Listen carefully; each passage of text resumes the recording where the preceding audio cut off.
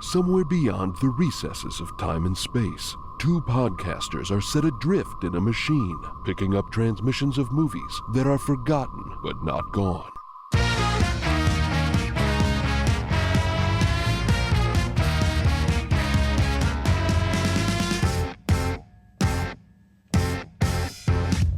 As stories of forgotten movies went, theirs was an unusual one. Truman Caps and Landen Solano were bound to a machine that carried them through time, depositing them in the dark corners of cinema history. Truman had searched for patterns, always mapping the hidden structure. Landen had looked for mischief, delighting in the absurd. Together, they uncovered the films that culture left behind. Truman, it's good to see you. Landen, it's good to be seen by none other than Ricky Jay himself. It feels like he's right here. Did it come out that me. way? It came. I was worried it was going to be more Rod Serling Twilight Zone than Ricky Jay Brothers Bloom. I didn't. Well, look, I don't think I don't think that people who haven't seen the Rian Johnson film Brothers Bloom are going to hear that and immediately think, oh, Ricky Jay. But people who have, such as myself, will think that, and they'll appreciate it. And I'm sure lots and lots of people saw the film Brothers Bloom. What about the people who haven't seen the Brothers Bloom but who have seen Magnolia? They've said, he really did have a good gig going as a narrator at the time. Or I guess, wait, he didn't narrate Magnolia. He just narrated the trailer for Magnolia. No, he narrated that whole 20-minute, prologue about coincidences. Landen, I'm really glad you brought up the movie Magnolia because I found myself thinking about the movie Magnolia a lot while watching this movie. Oh, Landen, once again, are we sharing a brain? Ricky Jay didn't mention anything about us as podcasters sharing a brain, so I don't know if that's canon or not. I don't know if we're sharing a brain in this episode, but we are, I think, swimming in the same pool. So we're probably inhaling some of the same unsanitary water. Great. Okay, hopefully neither one of us has contributed to why that water is unsanitary. I mean, don't you pee in the pool? No, absolutely not. Landen, oh my god. How dare you try to pretend you're Ricky Jay? He would never do such a thing. Well, yeah, I'm playing a character right now, Truman, because the truth is I don't even get in the pool, so great. Well, I'm glad we've covered all that and got it out of the way at the top of the podcast. What do we do now? What else can we talk about? What do we do now? Yeah, I have 3 different situations for the cold open, and I'm not sure which to go with. First and foremost, I feel like maybe I go with this one, which is just to acknowledge that we're dealing with a confidence movie coming straight off of our last episode. Yes. And my hackles are raised. I'm like, oh, if ever there was going to be a time when retribution is in the deck for me, it would be today. And so I went through a flurry of emotions. I'm like defensive, I'm paranoid, and then I ended on this note. I always go back to Sahara and Matthew McConaughey, man. If you wanna do a con on me, hey, do a little con on me like McConaughey. Yeah. It almost rhymed. Yeah, no, that's fine. It's pretty close. Yeah, hey, I'll let you do any kind of con you want as long as it happens on a boat. That's all I'm looking for, some little boat cons. And this movie briefly flirts with a boat con, and I was excited. It does. Yes. So we could start with just acknowledging that we are in, can neither of us trust one another? And I realize that's entirely on me. Well, sure, but also, I mean, Rian Johnson's film that he made after this, Looper, is all about cycles of violence and interrupting a cycle of violence. Yes. And now you did, in the previous episode, you did an elaborate con on me by trying to get me to say Gwyneth Paltrow's name under a bunch of circumstances. Yes. All of that designed as retribution for me in the previous season, pretending briefly that I hadn't recorded the opening to our episode about the recruit as an objectless and entrusting nobody. You could say that maybe I'm just treating it as let's just stop with the elaborate pranks and just call it even. Fair. Yeah, and like Looper, the result of that failed prank was kind of a cycle of violence on myself, the way that Joseph Gordon-Levitt and Bruce Willis are the same person, and he is tasked with harming himself. Yes, exactly. Mm-hmm. And Mm-hmm. I'm trying to remember more details from the movie Brick. For how I could do a reference to that, I think, and much like Joseph Gordon-Levitt in the movie Brick, I too was off-putting and weird in high school. All I'm saying is the real secret to how you can know that you're not going to get pranked in this episode about con men is that I'm about to get on an international flight and I did not have time to set anything up. So we are, so you're in the clear as long as I am extremely lazy, which seems like it will be for the rest of my life. Okay, well then here's the second thing that I thought might be worth bringing up in the cold open here. Okay. Let's just get it out of the way. Yeah. Right? Okay. Rian Johnson. He's a polarizing figure. I don't know why. Why would he be polarizing? Who would be polarized by Rian Johnson? Shut up. Sit down. Go away. Turn off the podcast. Throw your phone in the ocean. I think we should just get it out in the open that you and I are both fans of The Last Jedi. Yes. And we're going to be talking about Rian Johnson.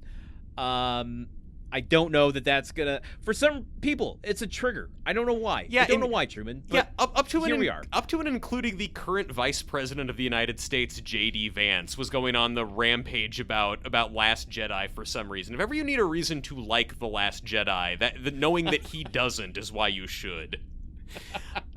Yeah, I mean, this is the thing about Rian Johnson. Yes, he made The Last Jedi, and even if you have some opinion about that movie being like really bad or disrespectful to Star Wars or something, I mean, he's also made a bunch of other movies, all of which were great.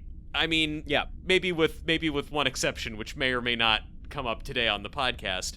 But I don't know. I'm just saying, like, I think that Rian Johnson is one of our best living filmmakers, and even if you don't like some of the story directions he took with the Star Wars saga, I'd say A, grow up, and B, you can acknowledge this is a very, very talented writer and filmmaker here, and sometimes he swings at things that don't fully work. And personally, I think The Last Jedi is probably 20 to 30 minutes too long, much kind of like this movie. So, I mean, even great filmmakers can sometimes get a little lost up their own ass. I would say every Star Wars movie is a little 20 to 30 minutes too long, personally. Mm-hmm. Yeah. But I just figured let's just alight the controversial waters right out the gate and get those folks who are like, I don't want to fucking pay attention to anything you all have to say. Like, okay, have we made the space? They're gone. They're gone. We've made the space. We can all now enjoy ourselves. Hey, are we alighting the controversial waters in a boat? We're just taking it easy on some controversial waters. Yeah. Just cracking some cold ones. Here's the last thing I thought of for the cold open, I just wanted to... This cold open getting mighty warm, what with all of the things you're stuffing into it. I know. But I just found this to be kind of fascinating. Okay. That, and I wanted your take. Oh, thank you. That's all I'm good for. While watching this film, I was wondering what the machine is up to. Because I noticed that this movie in particular incorporated so many themes and details and like little tiny flourishes that we've seen in previous movies this season. Oh, really? Let me give you a little list. Yeah. Charlie Day in Hotel Artemis plays with a... well, it's a playing card. Oh, well, yeah, I mean, fair, but this is a movie about con men. You're gonna get playing cards. Okay, fair. I mean, but a very specific playing card. The ace of spades. Ace of spades. Yeah. We, right on the heels of Nightmare Alley, are doing another con movie. True. And this debuted at a con. Bad Dads movie. Yeah, and wait, a Bad Dads movie? A Bad Dads movie. Is there a bad dad? In this? Is there? I mean, I guess. What are you saying, that Diamond Dog is kind of a dad who's bad? I mean, he is their dad, and he's bad. Well, is he? He's not actually their dad. He's like sort of their like metaphorical dad. Well, he might be their foster father. He's like a mentorship figure. Certainly, he does not seem to be their biological dad. That's unclear. But regardless, it's a patriarchal character. Hey, look, if Diamond Dog was the Brothers Bloom's dad, someone would have told us about it, and that man's name is Ricky Jay. He would have said in flowy, wild and wacky prose up front that their father was an unscrupulous individual from the Great White North known as Diamond Dog, or something like that. That's not my Ricky Jay impression, by the way. I could do it, and it would be perfect, but I'm choosing not to.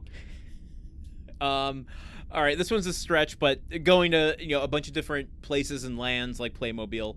But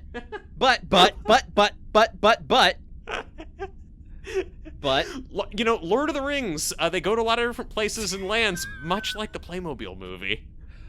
And farting. There's a but and farting in this movie, like The Road to Wellville. True. Well, yes, there is a but.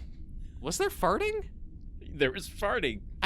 Wait, did we watch this? Melville the Belgian, for some reason, had consumed something that he's gassy while talking to them. He's belching a lot. I didn't hear him farting in that scene. Oh, he farts. He farts in that scene? Oh man, I missed it. I'm sorry. I tuned it out after Road to Wellville.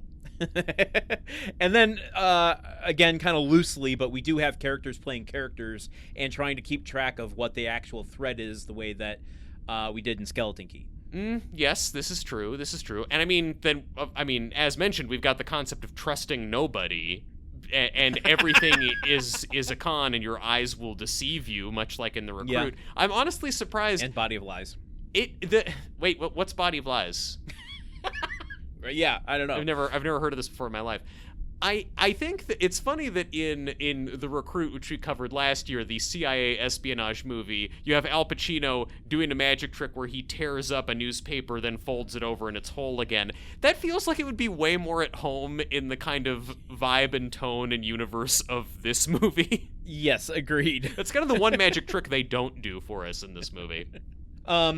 Anyway, I just noticed those similarities. I'm like, that's...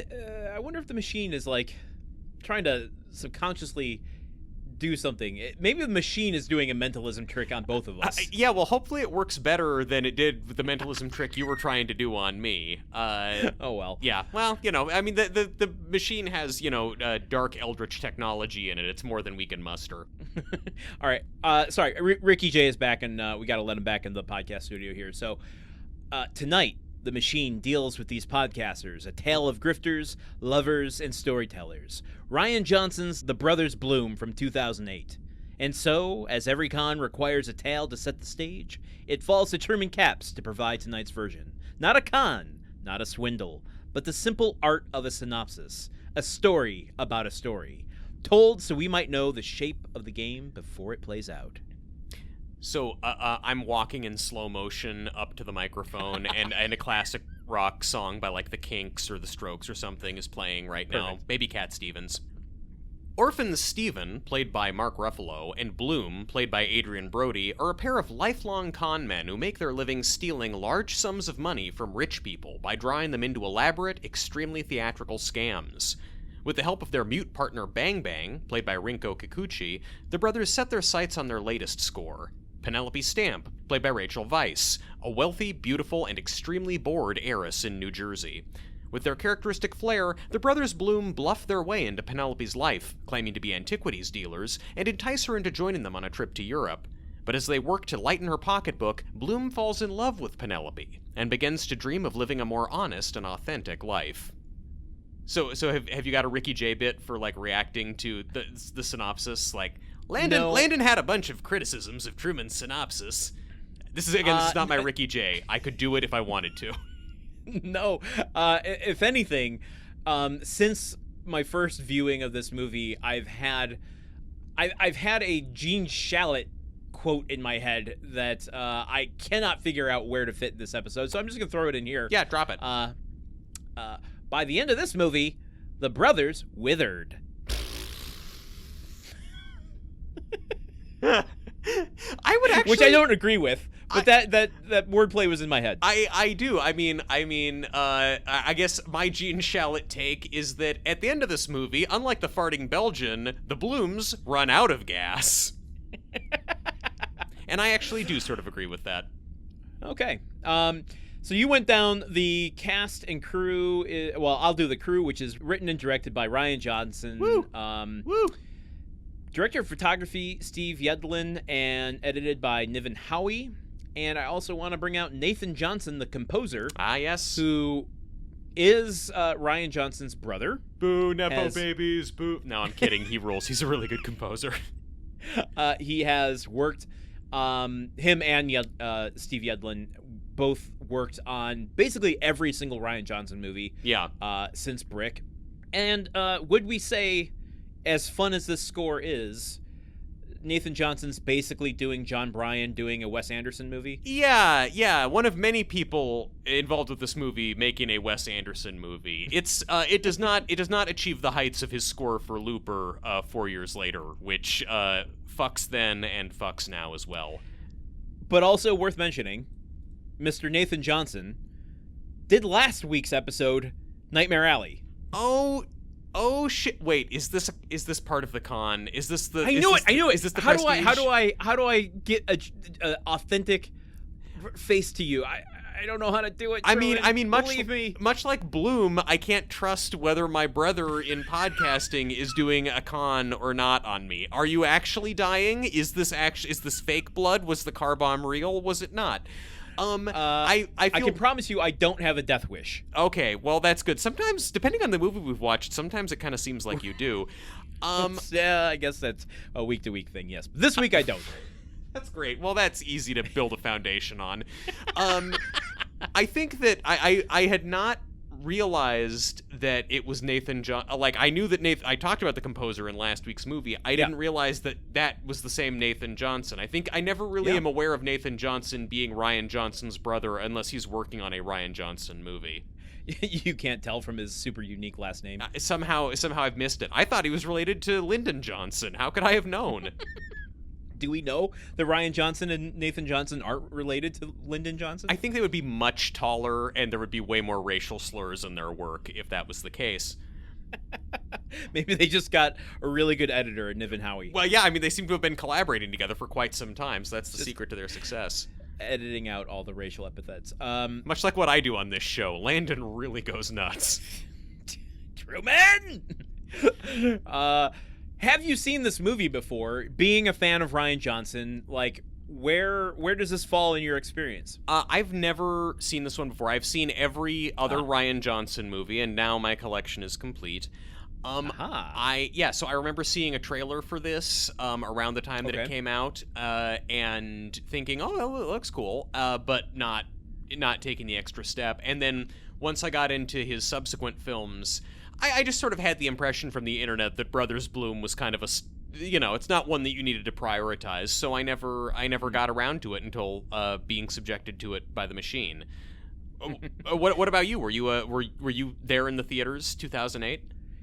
No, I wasn't. But I had seen this movie before. It was probably a Netflix disc at some point. This would be a great movie to get mailed to you. Yeah, I had seen this previously, but if I'm being completely honest, I do not remember much about it, except that it was like really twee. I remember the tweeness. Yeah. I remembered the cast, not the characters. No. But I do remember the cast. I remembered it was about a con, but I do not remember what the con was or what transpires. Yeah, neither do I. And I certainly didn't remember that this was an arc of self-destruction. In terms of, like, an arc of self-destruction in terms of the characters in the movie or in terms of Rian Johnson? In terms of specifically Mark Ruffalo's character. Yeah. Okay. It is maybe I'm getting a little ahead of myself, but it is the one unanswered question I have about this movie that I would love your insight into. But let's get to that in a second after we do some budget and box office stuff. Yes, absolutely. This was released wide into theaters on, well, kind of, May 29th, 2009. Kind of? Why do you say kind of? Yeah. Is there extra context here? Because it was released earlier than May 29th, 2009. It was released initially on May 15th, 2009, into 4 theaters. So that's the typical LA, New York, art house rollout release. Makes sense with a movie like this. Gonna go into that more in a minute. This was released by Summit Entertainment. They were doing a lot of these kind of offbeat, mid-tier, mid-budget, movies of the time. Wacky, quirky, goofy indie movies. Yeah. Which were sort of in vogue at the time. If on May 15th it was released into 4 theaters, by May 29th on its widest release, how many theaters do you think this was put into? At this point, I'm gonna say it was like 1,500 theaters, being as it's a difficult-to-market indie film, albeit with some big names in it. Yeah. That's higher. Oh, higher. Oh, is this one of our lowest release movies? Do you want to do another guess? I'll give you one more. 1,100 theaters. And I'll give you a clue. Oh, I take it back. That's way higher. Way higher. Yeah. Oh, okay. Well, then 500 theaters? At max, this was released into 209 theaters. How did this make any money at all? It didn't, and we will go into that. Well, I mean, I know it lost money, but I'm just surprised that it Yeah. got any box office numbers. 209? 209. So when it was released into 4 theaters, it hit 29 in the box office, and by the time it was released into 209 theaters, it was in box office place 11. Wow. Okay, Yeah. so number 11, which is like... So 29 is by far the lowest we've ever had for an opener, and then 11, it puts it on par with some of our, I don't know if that's true. I think Red Belt was lower. I think that was like 44. Red Belt, also featuring Ricky Jay. Hey, you're right. But that also had a New York, LA release. True. 4 theaters. Red Belt, also referenced in Roger Ebert's review of Brothers Bloom. Okay, so was the intent with a release like that, we're gonna, like, this presumably got a little bit of festival buzz, and it was like, we're gonna release this to a few theaters, hope it turns into a Napoleon Dynamite situation, and then we start doing more and more based off of word of mouth? Truman, I'm so glad you asked that. Truman, I'm so glad you asked that. Oh, okay. You're giving me like 2 versions to go with for the edit? I'm saying it twice to emphasize how glad I am that you asked that. I'm glad that I asked it too. Tell me more. I did some research on this. You? Because it was our lowest ever release, and our show somewhat being predicated on movies that are in wide release, and this is far from a wide release. I didn't want to criticize the machine there, but I was thinking about it. I think the machine logged that this was intended to be a wide release. And this is a failed distribution strategy. Is this a bigger failure than the Playmobil movies distribution strategy, No. where we're like, let's make the tickets really fucking cheap for the bad movie? There is a difference between something that has failed and a disaster, which is what the Playmobil movie is. There's a difference between a failure and what appears to be some sort of, like, the producer's style money laundering embezzlement scheme. Yeah. Yes, exactly.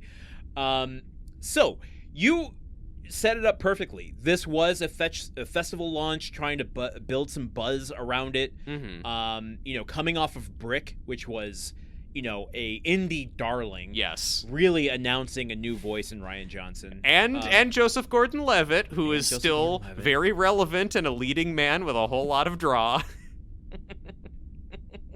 Why do we laugh at him? Because he's laughable. He wrote and directed a whole movie about being hooked on jacking off. I mean, that's just, come on, dude. He also seems like kind of a fun guy to hang out with. I'm sure he's a fun... Mr. Levitt, please come on our show. I'll apologize to your face. We'll talk about any movie you want. In the meantime, it's just sort of fun. He was gonna be Robin in all the... if we make more Nolan Batman movies, Joseph Gordon-Levitt. You want to buy into that? He is the kind of quintessential forgotten actor. He really is. He really is. I love Looper. I think he's a good actor. Yeah. I've enjoyed him in movies. I really have. Yes, he we don't need to criticize him. Let's keep going. Well, we can if we want. It's our show. So, from a festival release to build buzz, this is what they call a platform release. It's a slow rollout. Let's do New York, LA. It's got the festival buzz. What they want to aim for, and this is something Wes Anderson. There's that name again. I know. But he was brilliant at this, all the way up through, I think, Isle of Dogs, and then they started just doing more niche releases with them. But Wes Anderson, I believe, holds the record, and someone fact-check me on this, for having the highest ratio of box office to theaters released. And that being, like, if we release this into 4 theaters... Wes Anderson has a few films. I want to say, what was the one right before Moonrise Kingdom? Has like, it's something like in the 90% of seats sold in those 4 theaters over the course of its opening weekend. Yeah, I mean, because at that point, he is a brand name. There's a sizable population of people who know what Wes Anderson's name means. They know what kind of movie they are getting from that, and it's not the same sort of numbers that you get for Fast and the Furious or something, but that is enough people to completely sell out 6 theaters in Brooklyn. Yeah, but from the business side, what you can do with that is to say this is a huge success, and you can also, with the buzz, get that initial critical appraisal to then have the juice to slowly roll it out to a higher, theater count. Yeah, exactly. What they didn't consider here is when they released it and how they marketed it. And this is what really, I think, tanks the movie. I'm going to do something a little bit different. I'm not going to go through the top 10 of any particular weekend, but I just want to give you a smattering of what this was up against in its 3-week rollout. Okay. So, when it was released into the 4 theaters, this is May 15th, 2009, you're coming up against the Da Vinci Code sequel, Angels and Demons. Wow. Star Trek is in theaters. Okay, yeah. Doing numbers. The first standalone Wolverine movie is in theaters. Okay. That's not doing numbers. That did numbers. Okay, it did numbers, but no one liked it. Exactly. Those are 2 very different things. Yeah, you're right. I'm sorry. I'm conflating love and money again. Yeah. Then the next week, Night of the Museum, Battle of the Smithsonian is released, along with Terminator Salvation. Oof. Why is it always a battle? Why is it? It's what is it, like the Nutcracker Battle of the 4 Realms, Night at the Museum Battle of the Smithsonian. Like, why are we always trying to fit a war into something that should not necessarily have a war in it? It's just about a museum coming alive. It doesn't have to be a war. That's a question that can just fit any reality scenario. Anyway, the 3rd week, May 29th, when it's released wider, you've got Night of the Museum, Terminator Salvation, Star Trek, Angels and Demons. Those are dominating the top 6. There's one film that rises to number 4 in its 4th week that does exactly what I think they intended for this movie to do.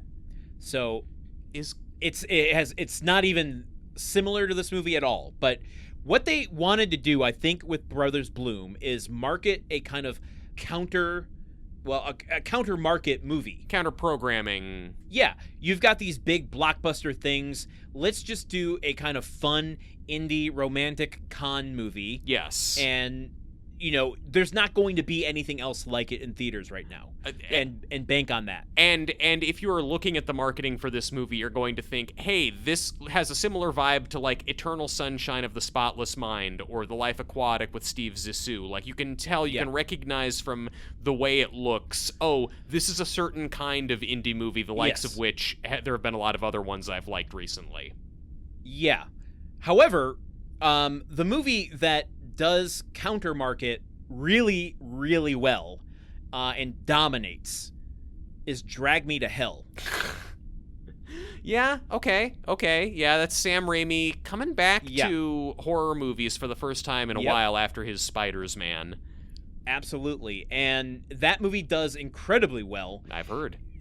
So I don't think their approach to how they marketed it was wrong, Brothers Bloom. It's just when they marketed it. Like, if they had released this in November, December, maybe even into the desert of January, like, I think this would have found an audience. But releasing it amongst the outset of the summer blockbusters was just like, that's a power too heavy to counter market. It is. It's something that I feel like they could have done a Wes Anderson movie at this point, directed by Wes Anderson, who at this point has made Rushmore, Royal Tenenbaums, Life Aquatic, Darjeeling Limited.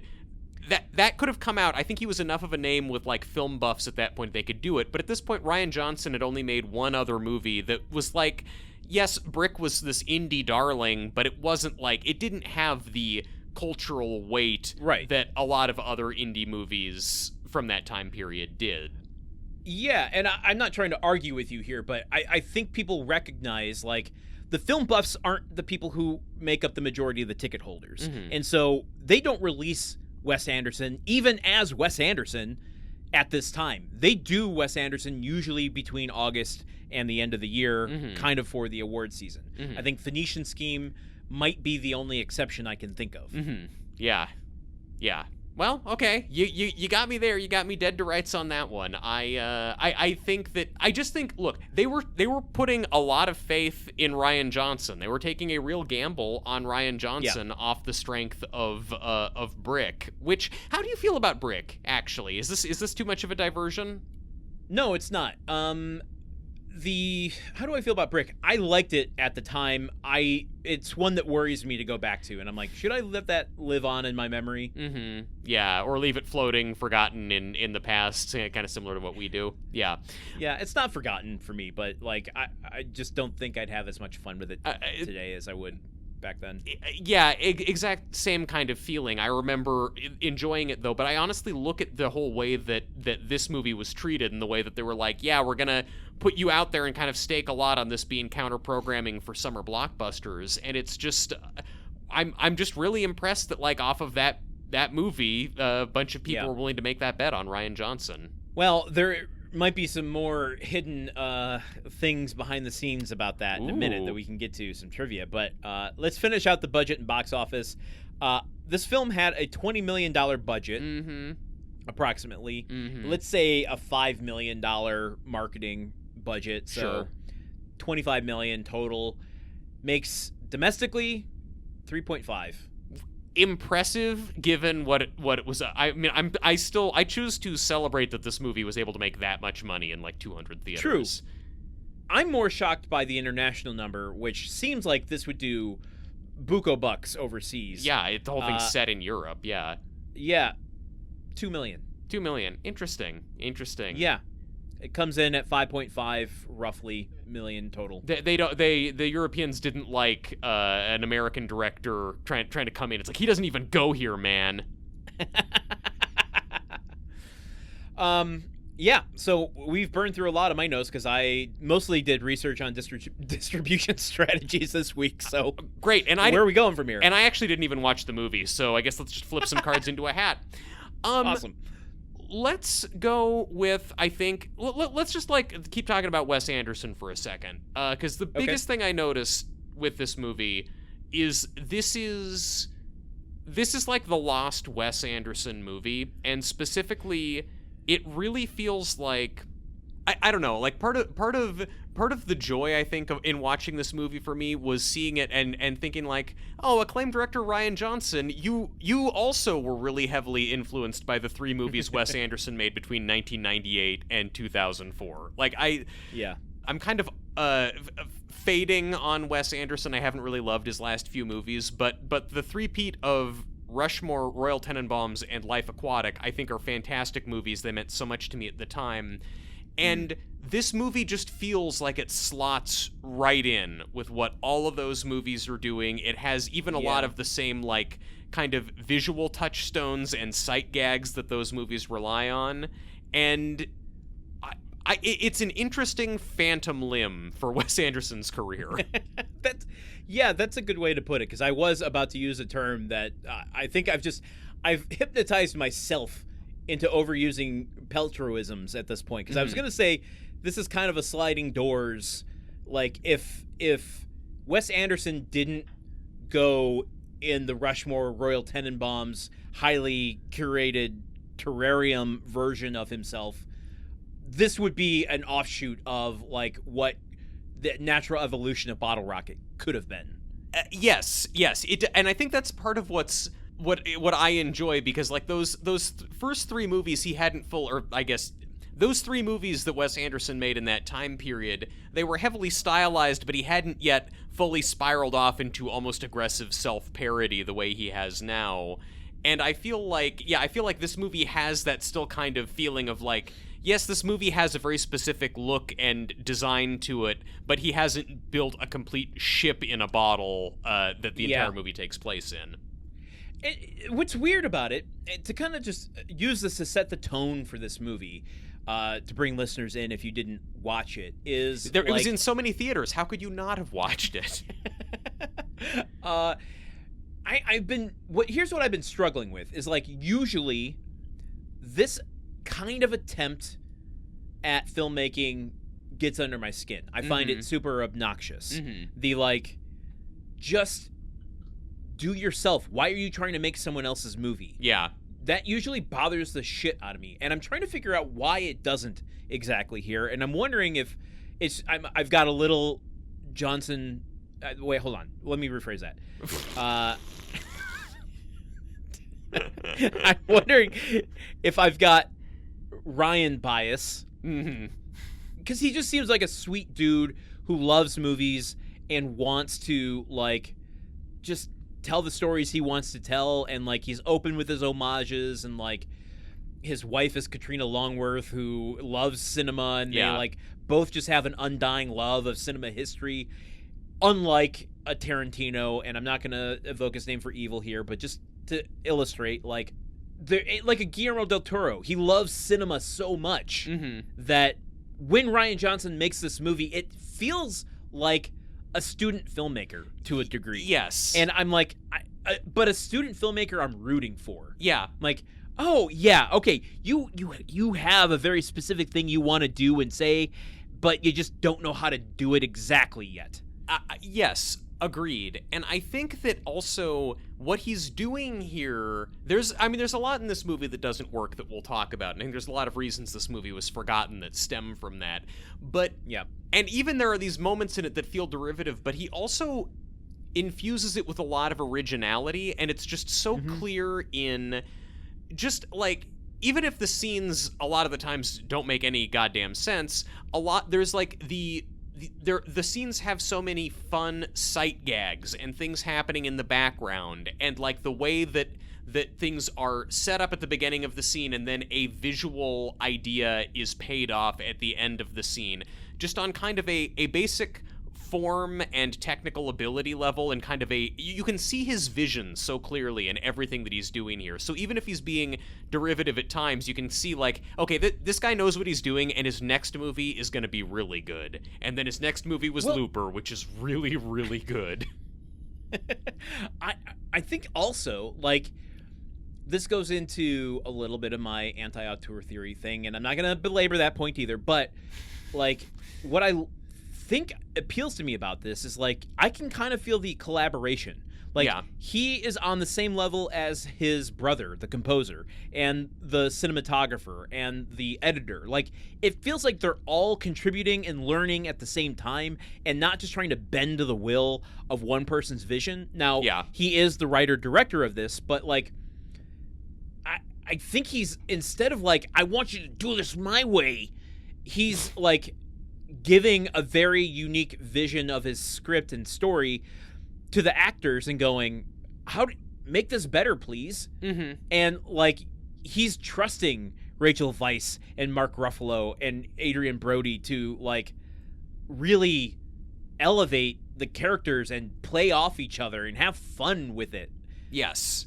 it has an inventiveness to it. Yes, a kind of looseness. It's like there's both this sense with the way a lot of these sequences play out where there will be some kind of sight gag where like the scene starts with they're knocking on someone's door, shotgun blasts come through the door because the guy inside is paranoid. They hit a statue that's hanging over a stairwell, the statue falls, and then at the end of the scene, as they're walking down the stairs talking about fallen men, we're shooting down the stairwell at the statue on the ground below, this literal fallen man.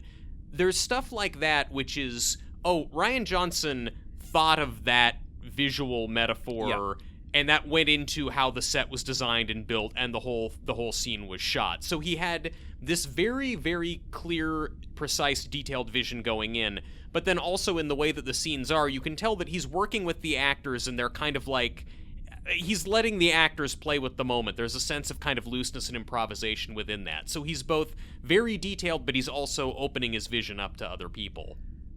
We're at 45 minutes. I think we should talk about what happens in this movie. I gave them who a the synopsis. Characters are. I gave them a synopsis that Ricky J asked me for, and this is how you repay me. I think we can. I think we can, because there's so many things that you're saying that I want to go deeper in, but I want to like set the stage a little bit more, or establish the con a little bit more.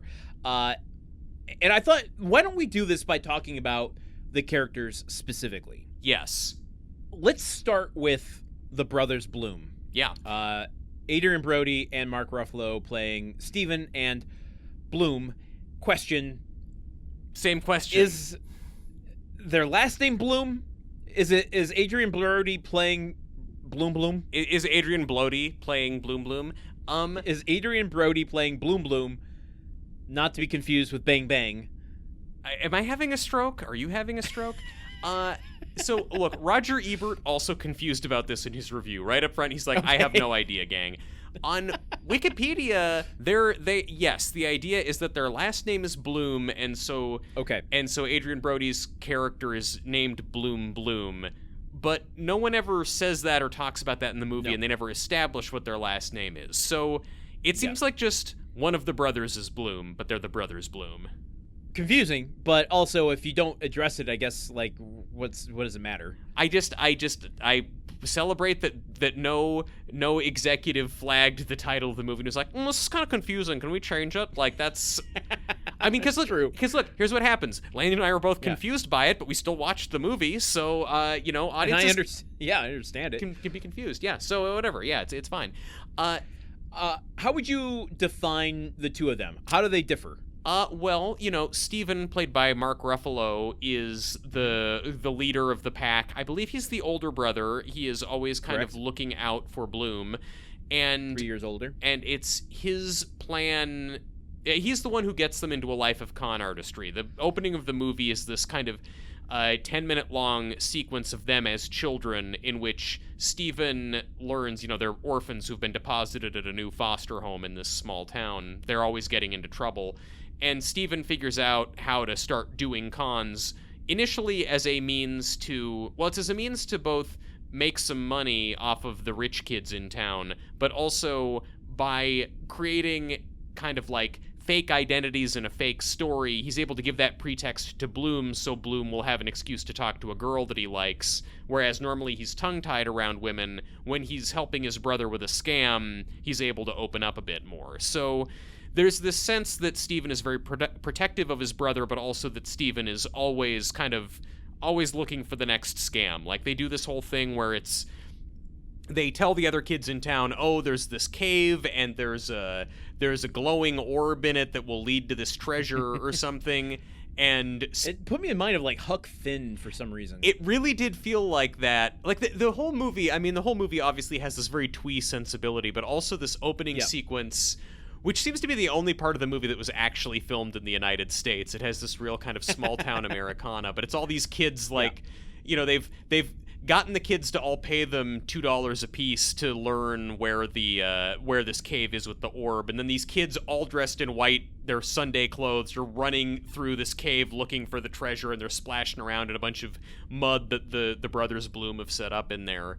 I don't know if they set up the mud. They knew the mud was there, but part of the You see Steven in the cave with a hose. He's spraying a hose on the dirt to create a gigantic mud puddle that all these kids in white run through. Creating mud is different than, like, I for some reason I'm like, they're lugging hefty bags of mud into the cave. Yeah, it's homebrew mud. They didn't import their mud. Yeah.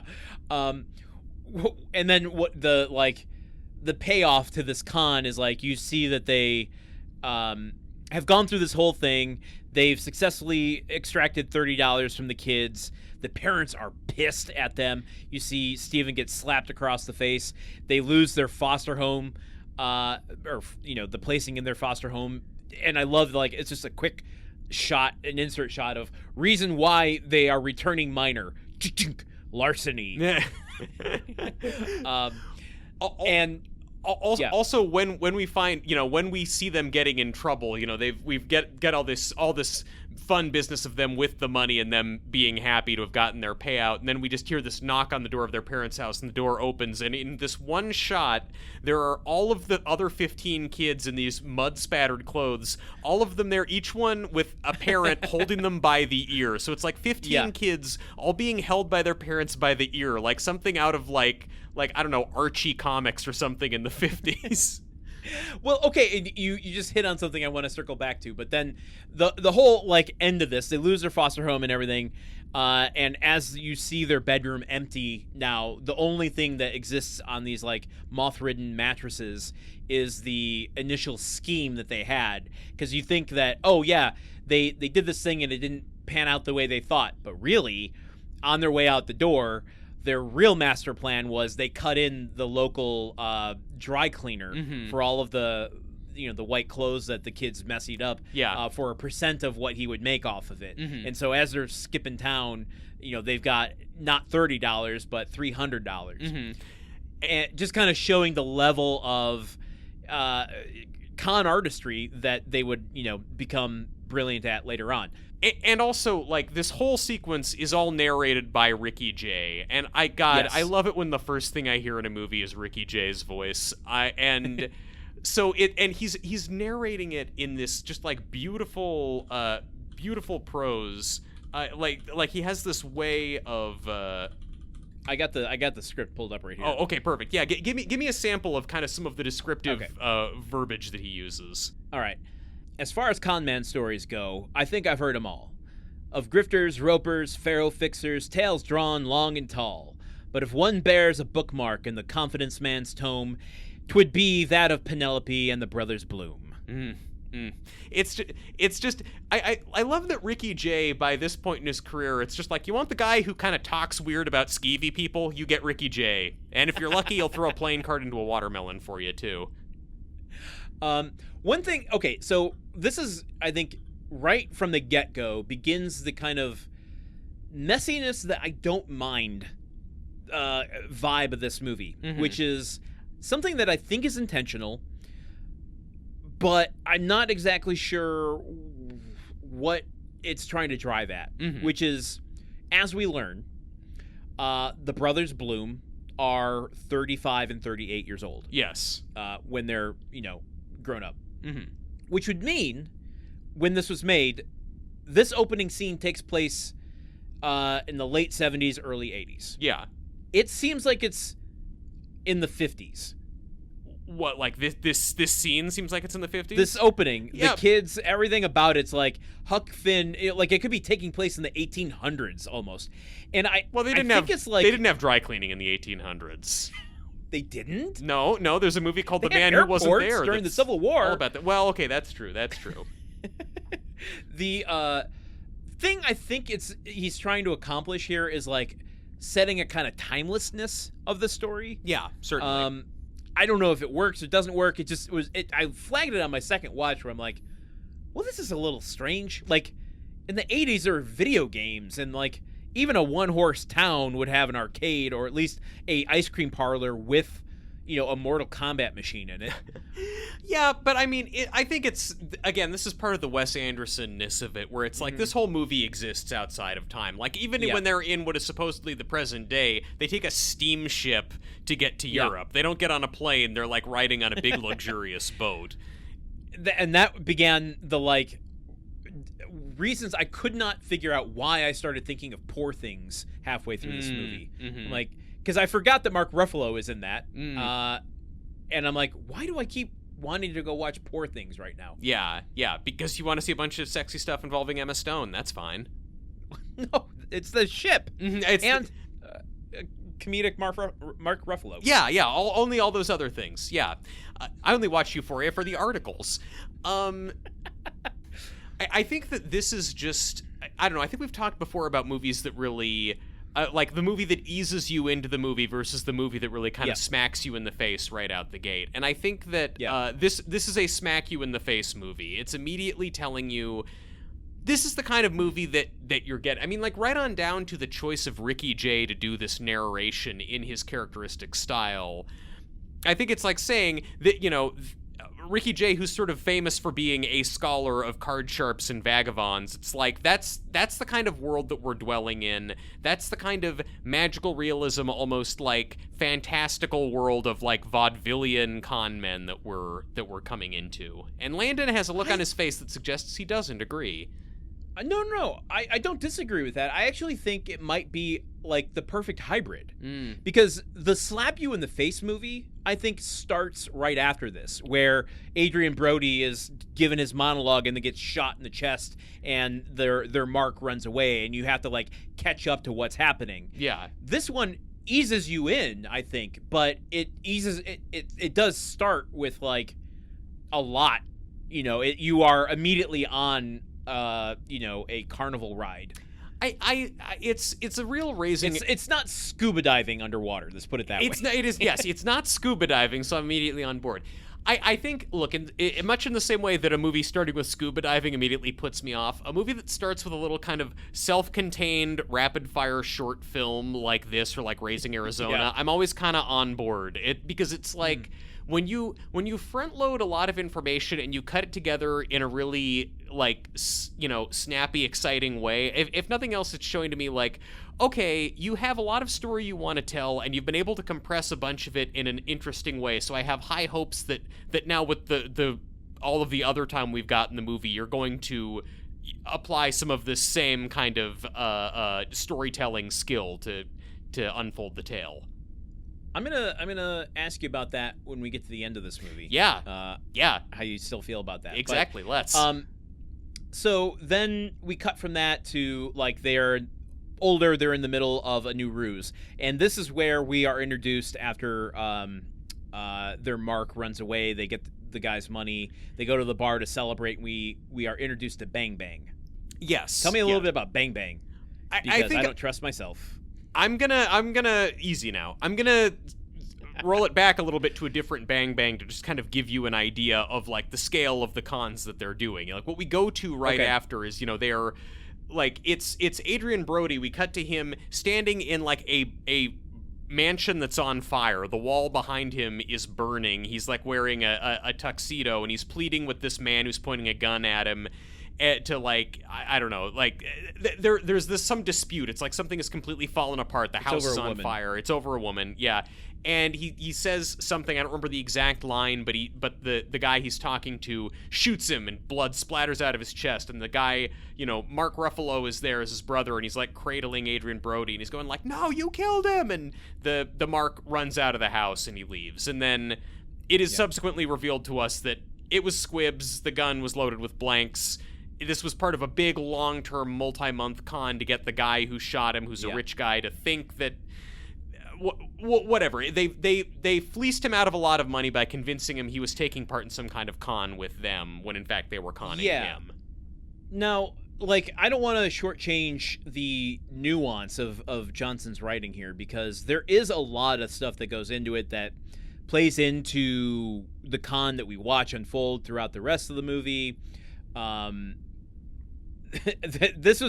This scene was the moment where I'm like, oh no, are Truman and I gonna be able to trust each other during this? Because Mark Ruffalo literally says that he had to hinge the entire plan on on the single question as to whether or not the guy would pull the trigger on Adrian Brody. Yes. And he had done so by doing a kind of mentalism trick on him by giving him a trigger phrase that sounded and was emotionally attached to something that had to do with his ex-wife. Yes.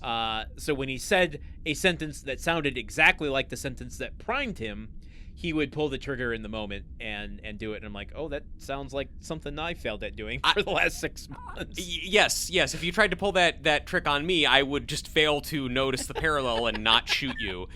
All this is just to say, when we talk about them as con men, this is the sort of con they're doing. It's not like it's not like a very grounded, realistic scam. It is this very over the top, like it always involves it's theatrical. It's always a car exploding or like someone getting shot, but the gun is full of blanks and we're faking the house being on fire. And I guess, yes, before we go to Bang Bang, this is a good point to talk about Mark Ruffalo's character, in that it's never explicitly stated, but I like, and maybe it's just my interpretation, that he is this way because of his kind of foster upbringing. Yeah. His need to write every moment is a sort of control that he never had growing up. Mm-hmm. And he's not only writing it for himself, he's writing it for his younger brother to protect him. Yes. And, that's not, part of the text of the movie. Mm-hmm. But it's not there. Yeah. And I think, so often we complain about not having character motivation. This is, a really sophisticated way of giving character motivation without, pointing fingers at it. Yeah. It just, logistically makes sense.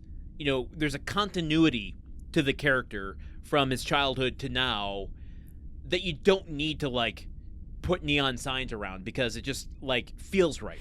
Yeah, you feel a lot in this movie, the love that is there, even though the brothers Bloom are in conflict with each other. You really get this sense from Mark Ruffalo always about how much he's invested in his little brother and how much he genuinely wants to help him. Even when you can't trust a lot of the other stuff that you're seeing on screen, I think at times to the movie's detriment, I can always trust what's going on in that relationship and what his motivations are. So then what is Adrian Brody? What is Bloom's character? Well, I mean, Bloom has been sort of supporting player in these scams for much of his life, and by the time this scam is coming to an end, and they're kind of celebrating it, Bloom has gotten pretty sick of everything being written out by his brother, everything in their life being some artifice that his brother has cooked up to help him. They're celebrating, they're at their post-SNL rap party at a bar after this, and don't worry, Landon, I'll explain about Bang Bang in a moment, but they're at the bar, and Adrian Brody is sitting alone playing solitaire, which, boy, if you ever want a great metaphor in a card-based movie for why a person is alone, that's one. But this woman comes in and is trying to flirt with him and hook up with him because she's heard from his brother about all of these tragic stories about him, and Adrian Brody just explains to her you're a mark. He told you all this because he wanted you to come in here and sleep with me because he's trying to do this for me. He's done with it. He's sick of the artifice and all of this fakery in his life. So yeah, all of these his brass ring in this movie is he wants an unwritten life. Yes. That's a phrase he keeps returning to over and over again. Yes. And already at this point, I'm thinking is screenwriter Rian Johnson writing a movie about the concept of screenwriting itself? Oh, you dog, you. I'm a little fed up with that idea, but... Also, in a connection to Nightmare Alley, Adrian Brody sketches, perfectly. It's just, and it's is it a director making a movie about a guy with a very keen visual sense who likes to storyboard things that happen? Interesting. The brothers Bloom have a third partner in their operation who they refer to as the fifth Beatle. Her name is Bang Bang, but Landon is making a face that suggests that he wants to talk about something else.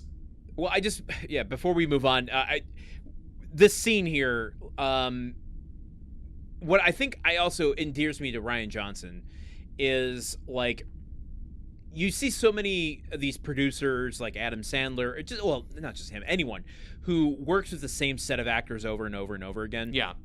The girl that's trying to hit on Adrian Brody here is played by Nora Zetner, who was the protagonist in Brick. And in the background of this SNL party scene, there's a shot of just like the camera is panning across everyone, and Joseph Gordon-Levitt is there just looking to the side, and Lucas Haas is in the background, I think on stage with the jazz trio, and like the almost the entire cast from Brick is in this one shot and scene.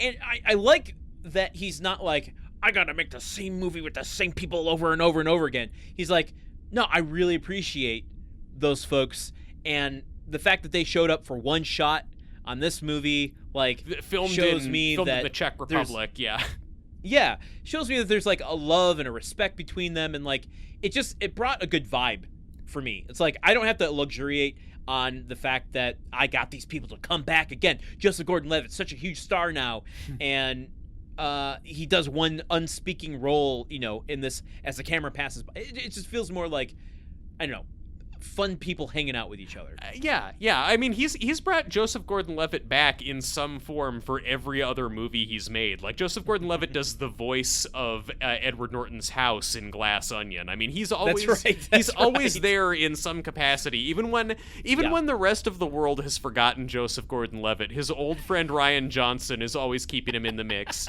and I think that's beautiful. It is beautiful. All right, speaking of beautiful, let's talk about Bang Bang. Okay, see, this is great. It's not just me who has actresses he's hung up on. So I don't need a minute on the clock, though. Yeah, you're giving me the minute. So loopholes. There's a third partner in the operation, as I've mentioned. Her name is Bang Bang. Mark Ruffalo refers to her as the fifth Beatle, which I think is funny to refer to the third person in an organization as the fifth Beatle. I know that. Yeah, this is fun. It's a little fun little math trick. That's the kind of pithy writing I feel like Rian Johnson's kind of known for. Yeah, it's not obnoxious pithy. It's just kind of like it's fun. Yeah, it's fun. Also, many people think that Jeff Lynne of ELO was the fifth Beatle, so for me, I'm taking that as an ELO reference because I like that band. Some people think George Martin's the fifth Beatle. George Martin, the producer. Oh, right, of course. I thought you were trying to say George Harrison, and I'm like, babe, George Harrison was like the third Beatle. So, Rinko Kikuchi plays Bang Bang. Bang Bang is a Japanese woman who pretty much never speaks. It's not that she's incapable of speaking, she just chooses not to most of the time. She does once in words and another in song. Yes. Specifically in karaoke. Yes. That's our third act twist, is we see Bang Bang singing karaoke. She's not great at it. Yeah. She's okay, though. She's got the vibe for it. I don't know. I mean, so you get on stage. You won't, because I'm quite bad at it.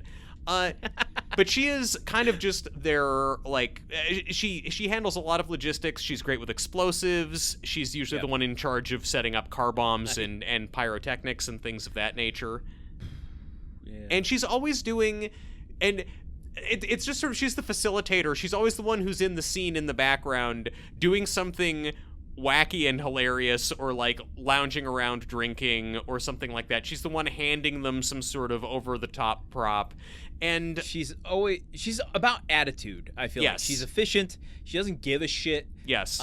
She has a tattoo on the back of her neck that in Japanese that basically means when you're done with it, blow it up. Mm-hmm. We get a little montage of that at one point to see her demolition expertise.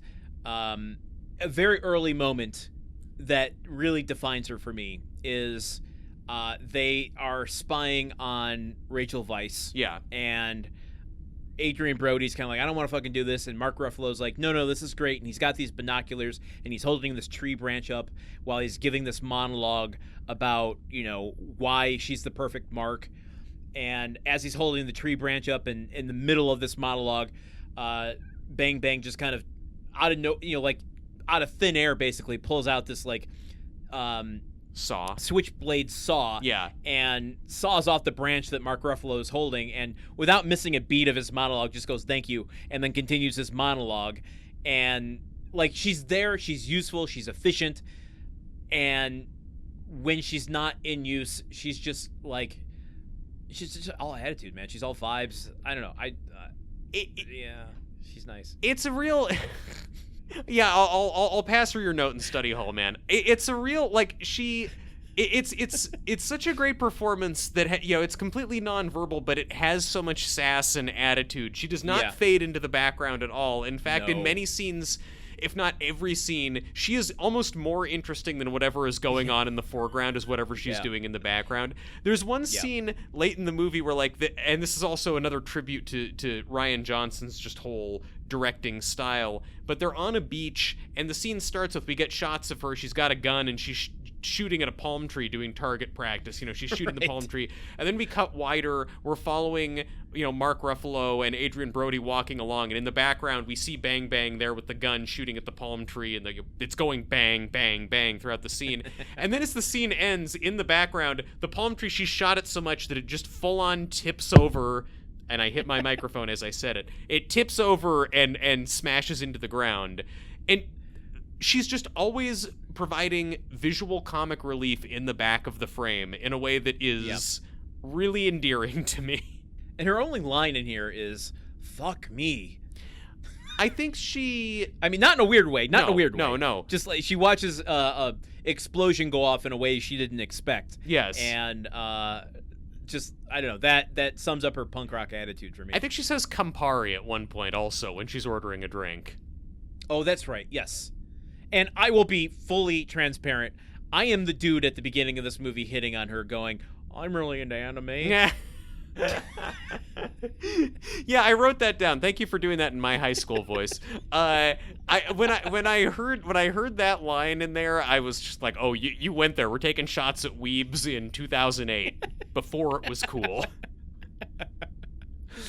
Oh my god. So that's the gang, and they've done this first heist, and then Adrian Brody is like having his doubts. Bloom doesn't want to stick with it, but they are able to convince him to go to New Jersey to start preying on Rachel Weisz. Yeah, let's pause there because there's a very important thing that transpires between that and Weisz, which is they have this heart-to-heart, and Adrian Brody's like, I'm done, man. I love you, but goodbye. He wants his unwritten life. He can't have everything written out for him anymore. And Mark Ruffalo, like, okay, they're sitting on this park bench, and he's like, okay, I know how this goes. You say, I don't want to do this anymore. And then you say, oh, this story again. And he, like, is basically reciting the script of the conversation they've had a million times before. Yeah. Suggesting that even this moment that isn't written has been pre-written for, everything that they've gone through and is predictable. Yeah. And it's the very point that Adrian Brody's trying to make. Now, when Mark Ruffalo is trying to get Adrian Brody back into the mix, like, Adrian Brody says, peace out, I love you, but goodbye. He disappears for a while, shows up in Macedonia? Amsterdam? It's Macedonia. Yeah. And Mark Ruffalo shows up, and he's like, oh, how did you find me? And he's like, you wanted to be found. You weren't that hard to find. And gives him another pitch on, like, the one last job. Mm-hmm. And the last job being Rachel Weisz. Yeah. Here begins the death wish. And I don't know why Mark Ruffalo wants to die. Yeah.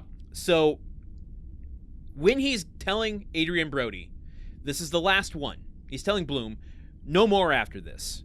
This has all been for you. You don't recognize that, but I've been doing, everything we've done has been for you.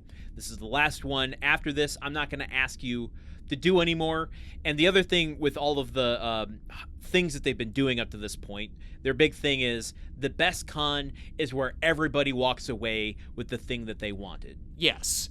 Like that was told by Ricky Jay in the opening. That was told at the rap party after the fiery mansion. Yeah. And he's bringing it up again here for the third time. And a lot of what that is implied to mean is that, like, the kids at the beginning, like, they never find the treasure that the orb was supposed to take them to, but the kids are just so delighted with the adventure of it that they all feel satisfied regardless. The people who they draw into these big schemes, like the guy who shoots him at the beginning, like, he walks out of that situation with a lot of emotions, but I think he feels some closure thinking that he has shot Adrian Brody and killed him, and it's like, well, that's over with, that's done with, I had this adventure and I'm walking away. So, like, there is financial payoff for the brothers Bloom, but they always try to orchestrate it so there's some sort of emotional catharsis for the people they're conning. But then there's this question of, like, this has all been for you. He also says, I would never con you. Yeah. And Adrian Brody says, if you ever conned me, I would kill you. But while Mark Ruffalo is saying the best con is where everyone gets the thing that they wanted, that's when he pulls out the Ace of Spades. Mm-hmm. The Ace of Spades. And the Death card. Yeah. So, and it's a shot that's even brought back at the end when Mark Ruffalo is dying. Yes. A weird place this movie goes to. Yeah. Which, to me, says, I want to die. Mm-hmm. I'm done. This is the Death card. Everyone gets what they want. I've had this up my sleeve, because that's another kind of exchange between the two of them. Adrian Brody's always like, you always have something up your sleeve. Mm-hmm. And what he pulls out of his sleeve is the Death card while saying everyone gets what they want. So by the end of this movie, when Mark Ruffalo dies, I am to take that that's what he wanted this whole time, and I don't know why. I think I know why. Do you want my take on why? So very much want to know. So there's this conversation they have in the park after the scam they pull at the beginning. Bloom says he wants out. He leaves. 3 months later, when Steven goes back and finds him in Macedonia, Bloom is not happy on his own. He's just like kind of passed out in a room full of bottles. It's like he doesn't really know how to get by on his own. And Steven has this new plan for him that he wants to get him involved in, which is, we're going to go to New Jersey. Rachel Weisz is there. And, but you can't fall in love with her. No matter what, don't fall in love with her. I think the whole idea... Meaning, the con is that he's orchestrating this to help Bloom fall in love, right? Yes, the idea is that it's like, okay, I'm going to set, Bloom doesn't want to do this. He doesn't want me writing his life anymore. Okay, but I know that he's not going to be okay on his own. He's looking for love, and he's missed out on that because he's always been engaged in these things that I'm writing up for him. So I'm going to instead create a situation where he will find love in his life, and then once I know that he has a woman in his life, then that means that he won't need me, and then I can die. So I think he wants to die because he's justified his entire life by looking out for his little brother, and now when he knows that his little brother has kind of outgrown him, it's like, that's fine. I want to make sure he'll be okay, and then I don't need to exist, which is bleak. It's bleak. He's 38. Like, find a new purpose in life. Yeah, dude, get into Warhammer or something. There's a whole life ahead of you, dude. I guess, I mean, like, I got everything you said from watching the movie. It doesn't quite answer my question, but, like, why does he want to die at 38? I think it's just all he knows is trying to protect his brother. That's literally the only thing that seems to matter to him. And then once he is aware that his attempts to protect his brother are actually making his brother's life worse, it's like, well, great, then I'm taking myself out of the equation. I don't think, by the way, listeners, I don't think that's the right call to make. I think that everyone has purpose in life and you should not orchestrate ways to die.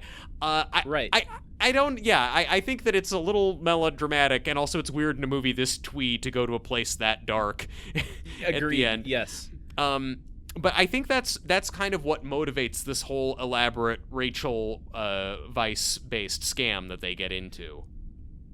I mean, wouldn't he want to, see his brother in love? I mean, I mean, sure, I guess. Wouldn't he want to be a cool uncle, and teach, his nephews and nieces how to do cons? How to do card tricks and stuff? I mean, I don't know. A movie like this operates on a certain level of melodrama where it's just like that doesn't... Like, these people don't live in, like, an actual world. Like, these people don't have the like, True. I don't know. There's not a normalcy here that these guys are going to live in. They are very overblown characters in a very overblown world. So that seems to be, he comes into it with this death wish. He sets up the whole rest of the movie just because it's like, okay, I need to get you set up so I don't have to be around anymore. Well, okay. Look, guys, the moral of the story is that men would rather set up an elaborate con to fleece Rachel Weisz than go to therapy. And I think that's problematic and, frankly, kind of toxic. Men would rather set up a ruse to kill themselves than go to therapy. Yeah, and sometimes they'll cut out the ruse part. But anyway, so they go to New Jersey to meet Rachel Weisz and figure Yes. this thing out. This is, by the way, I'm proud as an American. I can tell when your scene set in America was not shot in America. I can always tell. Doesn't matter how many American cars you ship over to Europe. I can tell. I know what you're doing, movie. That mansion that she lives in, that does not look like a mansion that would be in New Jersey. That looks like a European mansion. It looks like a European castle. True. Yeah. It definitely does not look like a mansion. She's the heir to a unbelievably huge family fortune. She is an only child, both of her parents died, and she lived a very secluded life growing up because her parents mistakenly believed that she was allergic to everything, so she had kind of a bubble boy life for much of her life. I want to ask you about this and not a jokey way, just kind of a, like, acknowledge it for what it is. And, like, I went through a whole process myself with it, but I worried at the beginning that this was going to be kind of a unintentional depiction of spectrum personality with her. I think it successfully, like, steps away from it being problematic. Yeah. And, like, people can read into whether or not she represents neurodivergent type of characters or not. Yeah. But initially I was like, uh-oh, is this going to be one of the, like, not really painted with textures looks at, you know, they're just quirky. Yeah. You know. Well, and that's also tough, though, because when you look at a lot of indie comedies from the early 2000s, like, the cute girl in that movie generally does a lot of stuff that could be construed as autism spectrum behaviors, when in fact it's just, no, she's just really quirky. She just, like, you know, it's like, I think that a lot of dream girls in movies like these are sort of given a lot of goofy, strange, you know, seemingly quirky traits that nowadays, if you'd see that in someone, it's like, oh, they're processing information very differently than the rest of us are. Yeah, but I mean, there are some characters out there that I shouldn't say have been appropriated, but, like, have been looked at as, like, oh, the initial intention with that character wasn't that they were on the spectrum or neurodivergent in any kind of way, but they display positive traits of that and have been embraced by the community. Yeah. I'm not saying that Rachel Weisz in this movie, her character is, like, aspirational, but I'm just glad that they got to a place with her character where it wasn't, let's exploit the weirdness of her in a way that makes me like, oh, this comes from a time when we were less aware of how different people process the world. Yeah. No, I think, like, the way that I read it, and I feel like what the intention here is just that she is weird and bored because she spent all of her time alone and just lives entirely in her own head, something that neither of us would know anything about. She's a 40-year-old virgin. Yeah, basically. Which, I mean, you know, amazing that there are no skeevy dudes in New Jersey who notice Rachel Weisz walking around and go like, you know what? Maybe I'll talk to that beautiful rich lady. Maybe there's something there. I meant that by, like, you know, in that movie, The 40-Year-Old Virgin, he spends so much time alone that he's acquired all these skills and hobbies to pass the time and has become incredibly good at a lot of weird things over time. Yes. And she is displaying the same kind of, like, montage as Steve Carell is playing the trombone to Word Up. Yeah, you know? Yes, exactly. Just as that is just as relevant a skill as any of the other things that she does. Once Adrian Brody is kind of inserting himself into her life, he rides out in front of her car, you know, on a bicycle on purpose and gets hit by her car. But, you know, he's back at her place and they're talking, and she's mentioning, like, oh, well, I collect hobbies, you know, every time I see someone with a hobby, I then learn all about it. And he says, like, what? And we go into this intense montage of, I mean, it's all these different things. She's doing card tricks and she's, like, dancing. She's rapping at one point. She's juggling, she's juggling apples, and then she's juggling bowling pins, and then she's juggling chainsaws. Apples? Yeah, apples. Apple imagery. You know what? Somehow I don't mind the Apple imagery here because they do it once. This whole montage of all of her talents is so Wes Anderson coded. It is the montage in Rushmore of all the clubs that Max Fisher is in. That like show, like, just the absurdity of one after another shot so quickly. And this is another one of those moments that I think really is proving just what a genius director Rian Johnson is, because, you know, we're seeing her do all these ridiculous things. She's juggling the apples, and Adrian Brody is standing next to her in the frame watching. She's juggling the bowling pins, and he's standing next to her in the frame watching. And then she's juggling chainsaws, and he's standing like 12 feet away from her watching. And this sequence of shots is like 6 seconds long total. The shot of him standing further away from her, it's 2 seconds. You really have to be looking for it. But just the fact that he is like scared of the chainsaws and standing at such a distance is... It's just an extra level of thought and sight gag that goes into everything happening in the movie. So I think we've set the stage pretty well. Let's just talk about the con here, the long con of this movie. Yes. Without kind of like really getting lost in the details. What are they trying to get out of her? What are they trying to get? Okay, Mark Ruffalo being the mastermind here. Yeah. What is his master plan? Okay, so my answer to that is 2 parts. First, okay, I don't really know. Not really sure. I'm okay. not 100% clear on what they're trying to get aside from money generally.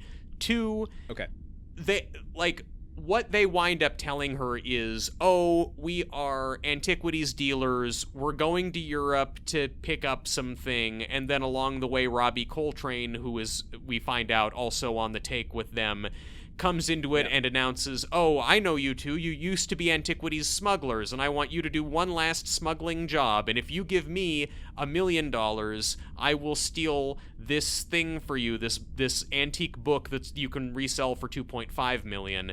So the plan then is that Rachel Weisz puts up the $1 million and gives it to Robbie Coltrane, and then Robbie Coltrane does this big disappearing act, and it's like, oh no, he scammed us. But the idea is for her actually then they will split that money with Robbie Coltrane. It was complicated to hear me explain it. It was complicated when Mark Ruffalo explained it in the movie, and if, like me, you were kind of punch drunk off the other vibes of the movie, you didn't fully internalize it. Yes. Yeah, well, yes. Okay, I think I want to comment this here, which is, like, I couldn't follow this con to save my life. No. But this was a example, because I feel like confidence movies can go in one of 2 directions, and they go there very quickly, which is like, I don't follow you, and this is fucking obnoxious, and like it's irritating me because it's so unnecessarily convoluted. Yeah. Or this confidence is so convoluted, but I don't care because the point is how much fun the characters are having with each other. Yes. And that's what this movie is, and ultimately where I come down. And there's a moment when she meets Robbie Coltrane that, to me, like, really encapsulates the fun vibe and the cleverness, working and not working. It's a line of dialogue where the Belgian, as he's known, introduces himself as Melville. Yes. And they're all having breakfast after this kind of really kind of funny moment when he's introduced. Adrian Brody and Rachel Weisz are talking on the bow of the ship at night. Yeah. And Adrian Brody's like, I gotta go do something real quick. He walks away, and like the lights go and get real dark. Yeah. And Robbie Coltrane steps out of the shadows with this French accent. Yes. It's like he's been, because it's all done in one shot. You know, you see Adrian Brody walk away, and then the lights go out, and from this shadowy portion of the ship, Robbie Coltrane steps out, implying that Robbie Coltrane was standing there the whole time, just waiting. But he was, because it's part of the con. Yes.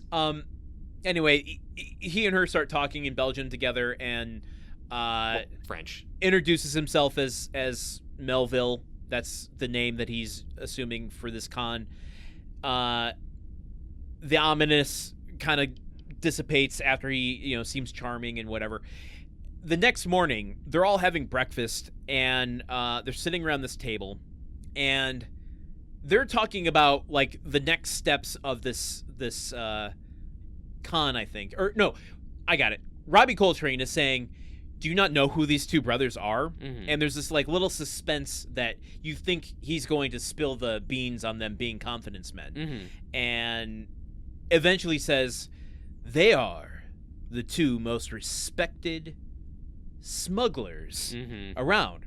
And as he's like they're doing this thing to hook her in Yeah. to the con, right? And she's sitting there looking like she's listening, and then all of a sudden she goes, Melville. That's interesting. I noticed that the ship is called Fidel, like the boat in Melville's book, The Confidence Man. That's interesting. Oh, well, what were you saying? And, like, it was at that point where it's like, I couldn't quite tell in a good way if we were dealing with a situation where she was going to turn out to be conning them the entire time. Yeah. Or she was just kind of a dumb character or an aloof character, which is, both are kind of equally fun. And I'm like, okay. Yeah. All right, I'll go along with whatever we're going to do here.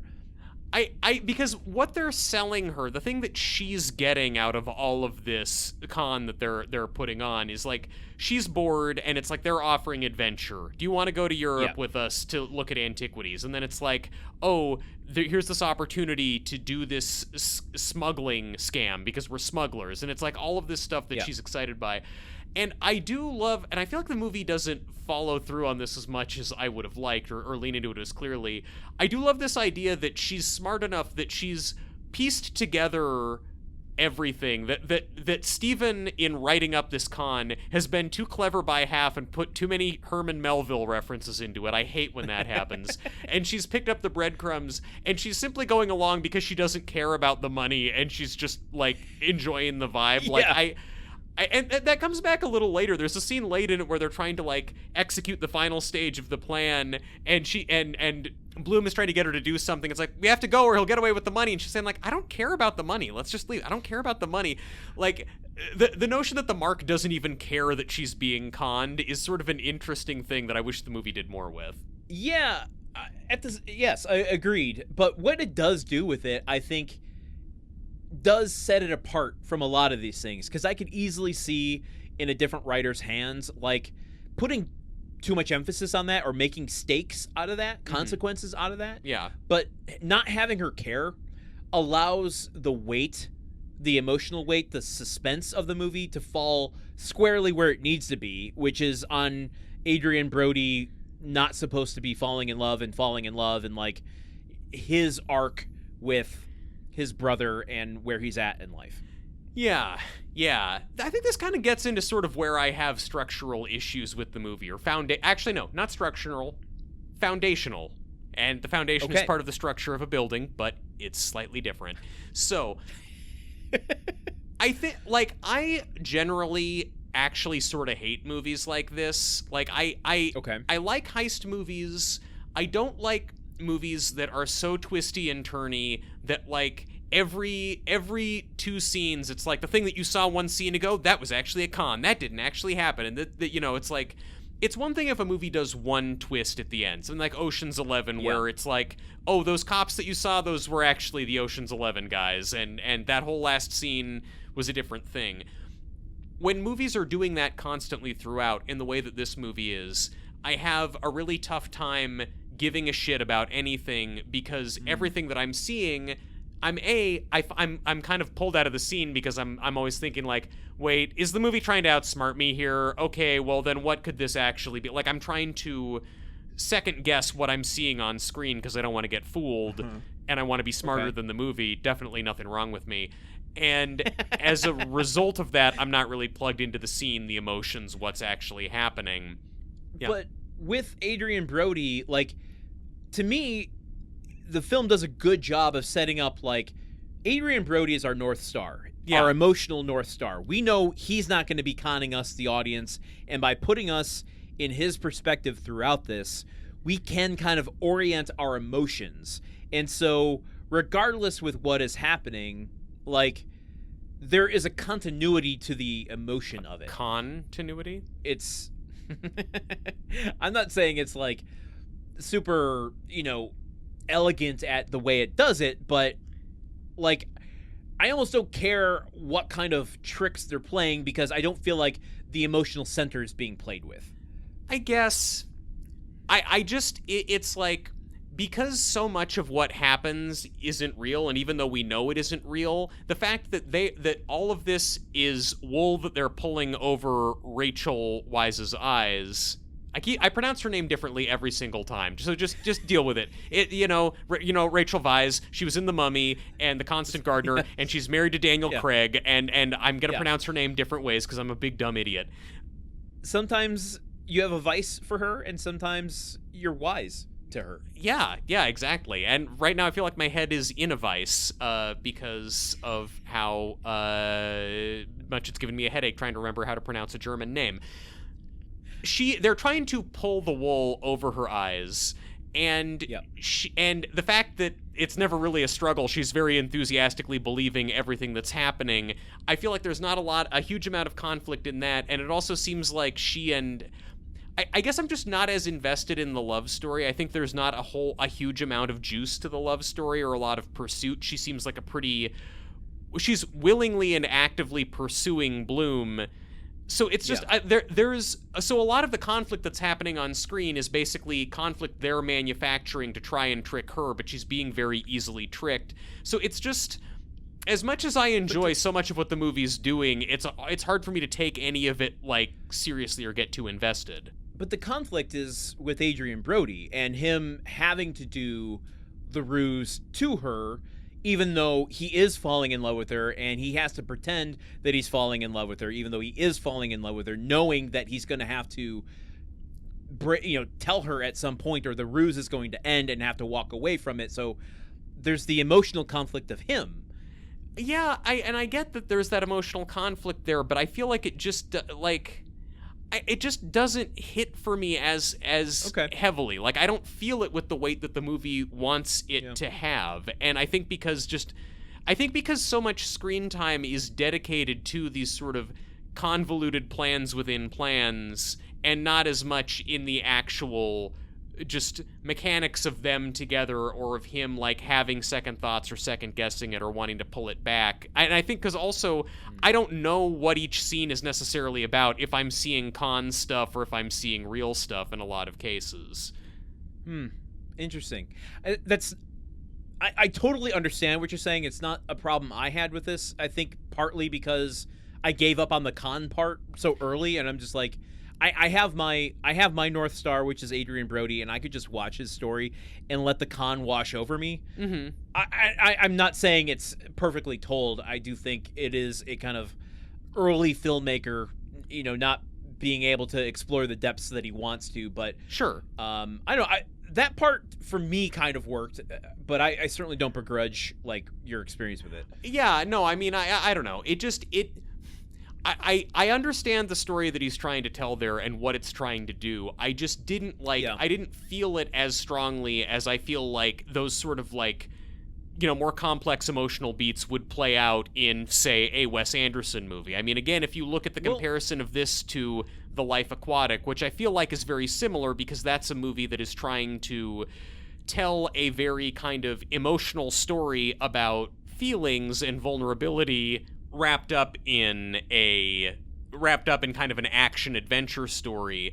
I think it's just a little, the A to B is a little clearer in all of that. And here I think a lot of stuff gets muddled between, okay, is he faking falling in love with her? Is he actually falling in love with her? Is it a double blind? Is it a triple blind?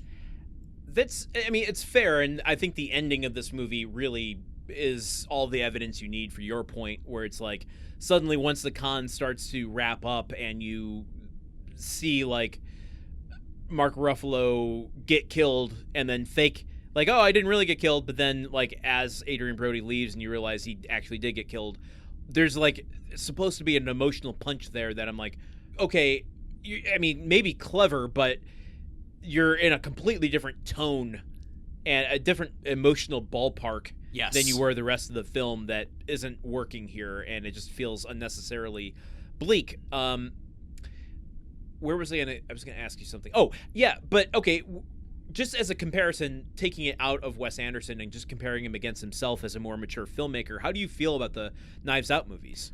We're a hair's breadth away from Wake Up Dead Man. Yeah. I really enjoy the Knives Out movies, and look, yes, those also turn heavily on a lot of twists and rug pulls and everything. I think the characters are better and more clearly developed and fleshed out there. I think I have a better sense of, I mean, certainly, Mark Ruffalo and Adrian Brody's characters in this, like, you get what their motivation is and everything, but it's that Mark Ruffalo's character bit is that he's always, like, doing a scam, and Adrian Brody's character is that he's always sad and kind of morose. And I feel like in the Knives Out movies, the characters all have a more kind of entertaining thing that they're doing on screen. They're like the stuff they're doing just reads better. Who the characters are, they're more distinctive, they stand out better. And so those are movies also where I can get lost in the sauce of what's actually going on, but I really feel like I can enjoy these scenes as they play out and the way the characters bounce off each other. Hotel Artemis, you got two brothers, one of which who dies to get out of a life of crime. Yeah, true. Just like this movie. Brian Tyree Henry, though, did not orchestrate the entire failed bank robbery. You don't know that. Well, he did. We don't know he that. Did choose to shoot up on a bunch of heroin while he was recovering from having a 3D printed kidney put in. He certainly did. Who knows? Who knows? Maybe this maybe Hotel Artemis was a Stealth Brothers Bloom remake. I was gonna say, how fun would it be to have Daniel Craig go and, like, the next mystery uncover a mystery of the Brothers Bloom, like, do a crossover, but then I'm like, oh, Mark Ruffalo's dead. Well, for 1 second I panicked and I was like, what happened to beloved actor Mark Ruffalo? Side note. Maybe he's the dead man. They're waking up. This is the second Mark Ruffalo movie. Do you remember the first one we did? No. What was the first Mark Ruffalo movie we did? You don't remember? No, I don't remember. It was in the first season. Okay. One of our most infamous movies. Oh, he was the voice of Wild Mike, wasn't he? Yes. He was the best friend who doesn't get to go in because he's wearing shitty clothes to 54. Right. He's the one who he has to stay with the car that they've driven into Manhattan to go to 54. Oh man. Let me just say, every time I see Mark Ruffalo in a movie, I always just walk away thinking, damn, he's a really good actor. He's just he's really a really good performer, like just a cut above. I've liked him so much. I think he does really understated and complex stuff in pretty much every movie I've seen him in. I guess I'm sort of... He's also underrated as a comedic actor. Yes. I think he has moments in this where, he's playing broadly, but, like, his turn in Mickey 13 and in Poor Things, the, like, double punch of those in the last 2 years, he can play broad comedy and despicable comedy and sweet comedy. You Can Count on Me is just a fantastic movie. It's not a comedy, but yeah. He is a very underrated actor. I think about him specifically in the movie Foxcatcher, where you've got he is the third dude sandwiched in between Steve Carell playing a crazy person with a huge facial prosthetic and Channing Tatum who's doing his own thing, and Mark Ruffalo is like the one kind of like normal guy in this very toxic situation who's like trying to both look out for his brother Channing Tatum and also recognizing that Steve Carell has a lot of money that they need. And it's watching him try, and his like growing levels of understated concern as he tries to process that situation is really I don't know, it's a difficult needle to thread, and I think he does it very well. He does. He's great. And while we're on the subject, Adrian Brody, the Brutalist, yes, is an actor. I think Adrian Brody is a great actor. Yeah, he's good. The Brutalist. Mark Ruffalo is a great actor and a great person. Adrian Brody is a great actor, and I can't quite grasp how I should feel about it. Yeah. Like, every time I see him, I'm like, you're good, and I don't feel comfortable with how good I feel that you're being that good. I don't know. I don't even necessarily know that there's anything explicitly wrong there. I just kind of feel like Mark Ruffalo would be more fun at a dinner party than Adrian Brody. I don't know. Well, it's just, there's the SNL thing, the Oscar thing, the fucking awful MTV award thing, and just like there's enough things that make me just too many things. You're too many kind of cuspy things. You should try to have the minimum number of things when people talk about you. You know, it's like, yeah, I like Truman except for those things. It should be the lowest number of things. And, okay, speaking of Wes Anderson, he's coming off a Wes Anderson film, right. The Darjeeling Limited, and I will take the bullet. I have come to appreciate I am in the minority on this topic. Darjeeling is my favorite Wes Anderson film. Damn it. I understand. Damn it. That doesn't have to bother you. It's my thing. I'm going to let it bother me, though. It's a movie podcast. I can have overblown opinions about your thoughts on movies. I talk about Darjeeling Limited. That was the one. I'm just saying. I was so excited to see it, and then that was the first one where it's like, oh, okay. Well, maybe the next one, huh?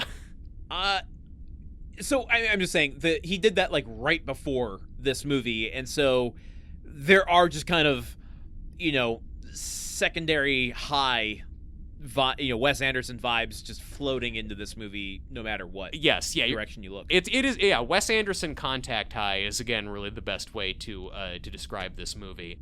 So they're kind of globetrotting and giving Rachel Weisz a adventure. Yes, which is part of that everybody gets what they want thing. Yes, right. That we've seen from the beginning. And we don't need to go beat by beat through every single turn that happens. I don't think either of us are interested in that. But where does the money go? There's a point when Adrian Brody, and I think it's part of the con. It might not be part of the con. I don't know. It doesn't matter. Where he explains to her. Okay, well, he says to her at one point in Mexico, it's called The Blow-Off. And we didn't talk about these like little interstitial title screens, which are kind of fun and quirky. The many different stages of their plan. Yeah. Yes. And okay, actually, I do want to talk about that real quick. Okay. I don't think this was how they did it. I think it was just completely computer animated, hand drawn and then, superimposed. But it had a look to it that like I wouldn't put it past Rian Johnson for doing this old school method. One of my all-time favorite directors was famous for this, where you would paint something on glass, hold it up in front of the camera so that you can't tell that it's there. And then, like you can insert a castle on cliff, a rocky shore just by like cutting a magazine still out, pasting it on the piece of glass, holding it up in front of the lens where you wanted it positioned. And that's kind of what looked like this effect was having whenever it said, Macedonia or Mexico or The Blow-Off, whatever like the title new card section thing of the movie we're going into. And I don't know, it was part of the tweeness of it, but I don't know, this was kind of like a fun little detail. The thing about the tweeness of this movie, which in one of my notes I wrote Ocean's Twee-11, I feel like a lot of movies from this time period you can look back at and be sort of irritated by how twee they are, and I think it's a testament to how much works in this movie that I can see it doing all this really twee shit and be like, yeah, that's just a thing we were doing back then. It's like you can look at a movie from the 70s where like everybody's wearing bell bottoms or something like that and just be like, oh yeah, that's just the style at the time. Like enough other stuff works here that you can see them doing that, and it's not cringe. It's not making you think about when you were carrying a colorful umbrella around or something. Ocean's 12. Ocean's 13. Yes. And I mean, while we're at it, The Life Aquatic with Twee Zissou. Okay. Or Michael Mann's Tweef. But you're getting further away from what this film's trying to do. Or another Michael Mann movie, Tweet. What are we doing here? The thing what does this become? The thing we usually do at this point in the podcast. Okay, you were saying. I was saying they're at the Blow-Off, and so my question, and as I go through this, is like, what happens to the money? Yeah. What happens to Rachel Weisz's money? At one point, that $1 million for the prayer book that she's putting up to give the Argentinian that Robbie Coltrane steals, when they reconvene, so they give her the blow-off in Mexico. Adrian Brody is brokenhearted. He actually had to tell her that none of it's been real, even though it was real because he did fall in love with her. And Mark Ruffalo knew that they would fall in love and that she would come back, even though Adrian Brody told her the truth. She does come back at one point. She finds Adrian Brody and says, I have an idea. What if? And then she hands him this paper that she handed to him earlier in the movie that just said, Penelope the smuggler. Mm-hmm. That's my idea. I'm going to be the best smuggler there is. Yeah, it's the new hobby she's picking up. And he agrees to her because he's in love with her and wants to continue. He's like, you don't care? And she's like, I don't care. And Mark Ruffalo comes back into the picture. Bang Bang comes back into the picture. And they're going to continue what seems like a new con, but it's still part of the old con. And at the beginning of that second phase, Mark Ruffalo says that they took the initial $1 million and divided it up amongst themselves as part of that initial thing. He says, that's not the capital for this new one. We need new capital. We need $1.75 million in order to do X, Y, and Z for the second part, which he gets out of Rachel Weisz again. And that comes to, fruition by the end of it. But I don't understand, by the time Mark Ruffalo is dead, at the end of this movie, where does that money go? I don't know where the money goes. I don't know where the money comes from. I don't know what the last 30 minutes of this movie is. I have no idea. I was already sort of confused, and then I have no idea at the end. What part do you drop off at? So it's basically, they've executed their con on Rachel Weisz. Done it. They've executed their con on Rachel Weisz, but then she finds out at the end, Mark Ruffalo gets shot and there's a squib and it looks like he's bleeding on the ground. Then she's reaches into his coat and finds the blood pack and then walks away. Right. So they've been exposed, whatever. It's basically once she comes back into the picture and is like, I want to do another con. I want to be a con artist like you guys. I'm sort of unclear about what their whole thing is, where they're getting the money. Somehow their old mentor, the Diamond Dog, who Mark Ruffalo hates, is involved. There's some plan then that is also part of it where Bloom wants Steven to set it up to look like they die in a car bombing so that Rachel Weisz stops wanting to do cons with them because she thinks that they're dead. I just... Yeah. Because there's this whole sequence of them planning out, okay, we've got the car rigged up to look like it gets shot a bunch and explodes. And then all of them are riding in the car with Rachel Weisz, and then these guys come and are shooting at the car, and the car gets shot up a bunch. And I'm like, wait, is this the fake shooting they were planning, or is this a real shooting? They're acting scared. Are they acting scared to fool Rachel Weisz, or are they really scared? This is a trapping of the genre and a failing of this specific movie where that's intentional, that confusion, I think, but it's never really made clear. Yeah. Because my big question is what ends up happening from there on out is Mark Ruffalo gets kidnapped. It looks like he's, the bullet-ridden car crashes. They all wake up. Mark Ruffalo's gone, presumably kidnapped by the Russians. And who the Russians are, I'm not exactly sure. Yeah, they're the At Diamond one point, Dogs. they were talking about Maximilian Schell, Diamond Dog, playing the Russian gangster. So you think it is part of the con, but then when you get to the theater, again, like Cirque du Soleil or like Cirque du Freak, this movie ends in a theater. And like Cirque du Soleil, they're all doing spins on ropes and stuff. It's all very French. So when they get to the theater, the Russians are sitting in the shadows holding a gun to Mark Ruffalo's head, and you're like, okay, is that Maximilian? Is that Diamond Dog back there? Or is that really a Russian gangster? And we don't know as audience members. And where it falls off completely, I mean, it's messy as shit by that point. Mm-hmm. But where it falls off completely is once there's the shootout and Mark Ruffalo gets clipped, then it focuses strictly on the relationship between Adrian Brody and Mark Ruffalo. The Russians run away. Adrian Brody thinks it was all part of the con. But then it turns out Mark Ruffalo actually got shot there.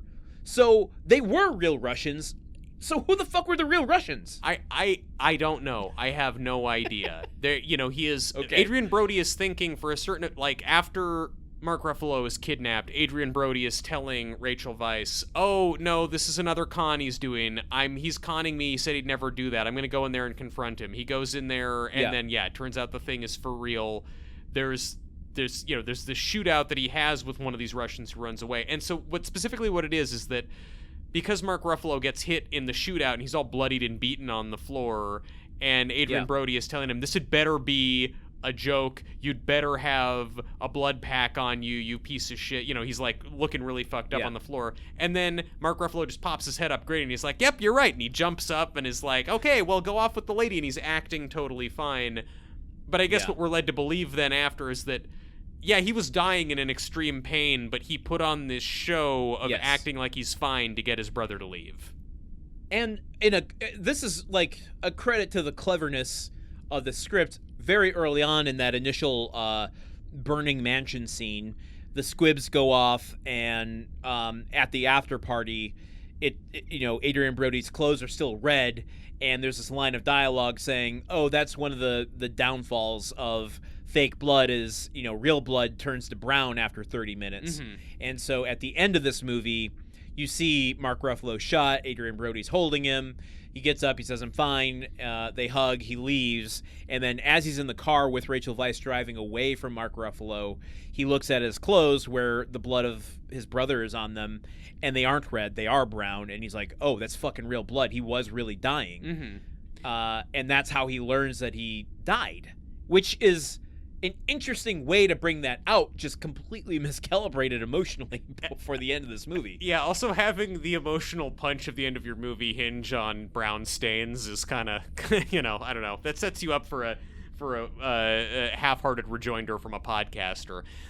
It's weird. It's weird that he realizes that, oh, my brother was dying the entire time, and they're at the side of the road, and he's crying about this, and then it's like Rachel Weisz, who also, her motivations, her whole she gets so lost in all of this at the end of the movie. Like, she just kind of tells him, like, "Well, we're gonna live then, because your brother can't," or something like that, or, the final act is us living, or so, she says something nice. I mean, they go off together. I mean, good for you. She has a kind of poetic, actually, I don't remember the exact dialogue. I do have it open here. I could find it if I wanted to, but we're at the end of the episode.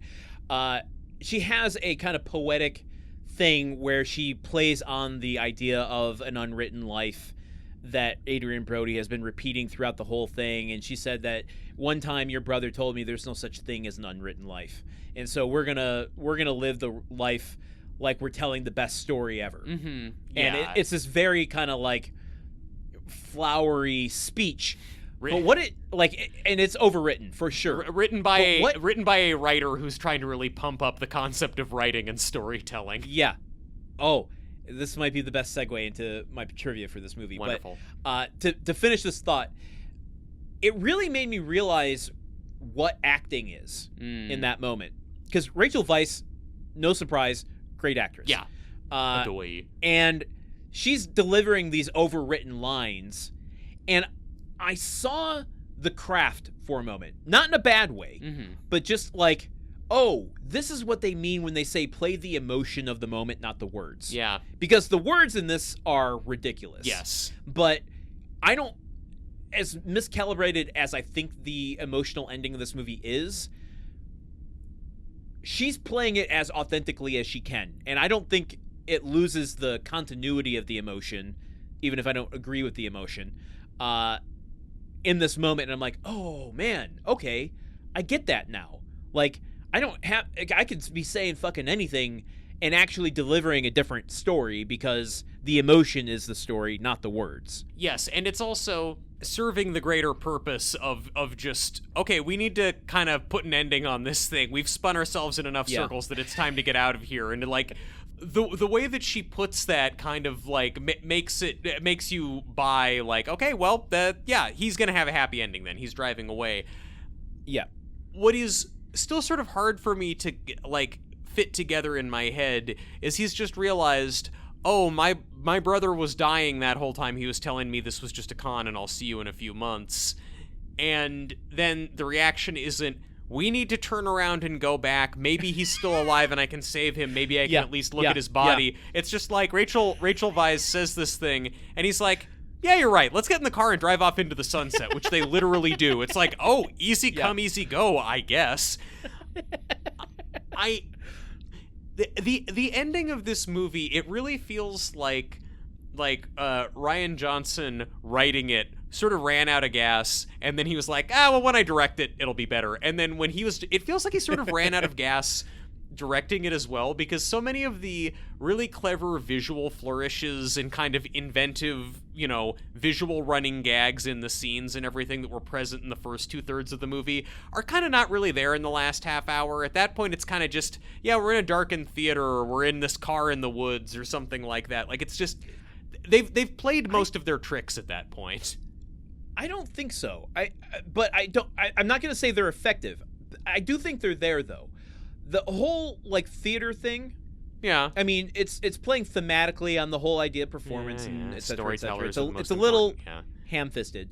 But it also does tie back into the very beginning of the film, because there's this whole spotlight thing. Yeah. And it's playing into the light in the cave at the beginning when they were kids, playing that ruse. And, it is kind of ham-fisted. The elements are there. It doesn't quite gel the way that it should. Yeah. But I wouldn't go so far as to say he is out of ideas there. Just maybe out of time to execute them properly. or I, as the audience, am out of patience for the ideas at that point. It goes better when it's kind of fresh. Let's talk about this, and since I just mentioned the opening again, you said you love when a film starts with this kind of 5 to 10 minute short film setting us up. When you come to these confidence movies, there's always a point where there's an extra 25 minutes after where you think it should end, because it has to show what was a con, what wasn't a con, and then bring us back to a sort of somewhat logical reality. Yeah. And unfold what might be the final con that we didn't know what was happening the entire time. Yeah. Right? Yeah. That's just kind of a trapping of this particular kind of movie. Mm-hmm. Do you still feel like that 10-minute opening is worth having when it runs out of steam in the last 20 minutes because they could have been spending that time, I don't know, maybe making it land a little bit better? I don't know. I mean, I don't know. Does it bother you in other films of this sort? I guess it doesn't. I guess no. It doesn't bother me in other. I guess I'm hard pressed to think of. There's not like a lot of movies that have a really fun 10-minute kind of cold open short film sequence to lead us into everything else. I mean, the point in these confidence movies where it's like hour and a half in, and then there's 25 to 30 minutes left. Yeah. Does that bother you in these other sorts of movies? Yeah, it does. I think it does. I think it's just a thing of I'm fine with a movie being long. Let me be clear. I've been clear about that, and I will say it again. But I want the movie to have a reason to do it. And a lot of times with these con movies, we get to the kind of hour and a half, 100-minute mark, and I'm like, okay, I'm pretty satisfied with the story I've been told. I don't need one last con on top of all the other cons. Like, I kind of got the... I'm like the victims of the Brothers Bloom's cons at that point. It's like, I've got everything that I want. I don't care about the money. I'm ready to walk away from the burning building. But the movie's like, no. Come on. What if everybody gets shot one more time, but this time it's for real? Like, I just... yeah. I don't know. I feel like just when I feel like the drama of the story has been satisfied, but then the movie tells me, no, there's more. I always sort of bristle at that. I mean, do you have that reaction? It really depends on the film. I mean, I say this about a lot of films where it's like, if you lose me at a certain point, then there's nothing you can do to get me back. Yeah. But if you've earned enough goodwill, I'll see it through to the end and not care if you can land the plane. Yeah. This is an interesting case where it's like, I was on board with most of this movie. Same. And I don't mind the end. I didn't bristle at it like you did. It's messy as shit. It doesn't make a lot of sense. It's bleak unnecessarily so. But like, he was trying something. He feels like a new filmmaker, and I have a hard time faulting him for that. Of course. So like, would I have preferred a different ending? Yes. Yeah. I would. But I'm not upset that like he tried to tie up some essential loose ends by the end of it. Yeah, I don't know. I chalk it up the same way that you do, of just it's really tough to end a script. It's really tough to end a movie, and we've all in a confidence movie where you're twisting it all around. It's you have executed a lot of twists and turns, and it's totally fair if you got a little tangled up along the way. This is your second movie. It's tough. It's tough to do. What a segue, Truman. Now, I'm surprised you didn't mention this, and I'm curious if you came across this in your research, because this is a bit of trivia that you usually bring to the table. This script was written before Brick. Yes. Yes. And it was a Blacklist script. Oh, shit. I didn't realize it was a Blacklist script. Fuck. Makes sense, though, the way it's written. Yeah. That is Blacklist as hell. Yeah, I'm curious. I guess I should have. Look, folks, there used to be a time on this podcast when I was unemployed and had the time to, if a movie was a Blacklist script, find and read the entire script. That didn't happen today, and it would have been a better episode if I had. You've got it up in front of you. I mean, is the ending of the script the same as the ending of the movie? It does. Well, let me be specific about what I have pulled up here. I have the Internet Movie Script database here. So this is, I believe, the production script, not the Blacklist script. I see. So whether or not that changed, I would imagine if you are able to produce your own Blacklist script after you've made a movie, you're gonna make some adjustments. Yeah. Because you've matured as a writer and a filmmaker. So I bet the Blacklist script is a little bit different, but I'd be curious what points it is, though. And, and I guess also, even with the ending being kind of messy, I mean, the thing about Blacklist scripts is, this is a list of scripts made by executives and readers and stuff at production companies of their favorite unproduced scripts that they read in the past year. In many cases, those people aren't reading all the way to the end. So if you've got a movie where the first half or so of it reading to the middle. Yeah, no, not even reading to the middle. So your opening, your 10-minute opening, you've got this little mini short film thing, this self-contained story narrated in flowery prose by Ricky Jay. I mean, presumably he's not writing in the script. The narrator sounds like Ricky Jay. But this is really just calibrated in a way where you've got all your good, very like snappy dialogue and concepts up at the front. This is well calibrated to get onto the Blacklist. Yeah. I'm curious if the middle joke landed as a reminiscence reference or not. Well, now it did, as you can hear by the deflated sigh, the death rattle escaping from my husk of my body. Here's another bit of trivia for you, and I'm curious what you would have made of this movie. When Adrian Brody and Mark Ruffalo both signed on, they were initially in opposite roles, and it was the actors that suggested, what if we switch parts? I might have actually enjoyed it more with Mark Ruffalo in the Adrian Brody role. Really? Because I don't know. I think and maybe it's just a thankless role. I just get kind of sick of the mopey stuff that Adrian Brody is doing in this, and maybe I'm just kind of wishing that, roll of the dice, maybe Mark Ruffalo could bring a little bit more to that character. Ricky Jay's dice? Yes, Ricky Jay's weighted dice, which he sticks in the side of a watermelon because he throws them so hard. Which you can go see if you are in Los Angeles. This is we're not sponsored by, but there is a Ricky Jay dice collection over at the Museum of Jurassic Technology in Los Angeles. Go check it out. How awesome would it be if the Museum of Jurassic Technology sponsored our podcast? Like I would be ecstatic. If it was my favorite place on the planet in LA. If it was like the old like Edward R. Murrow's TV show or something where like a single sponsor just does everything and Yeah. This week brought to you by the gigantic ball of ticks at the Museum of Jurassic Technology. So yeah, but I think I don't know. I think I would enjoy it more. Do you think that Adrian Brody is bringing something special to this that Ruffalo couldn't capture? Yes, I do. Well, I mean, I think they both are.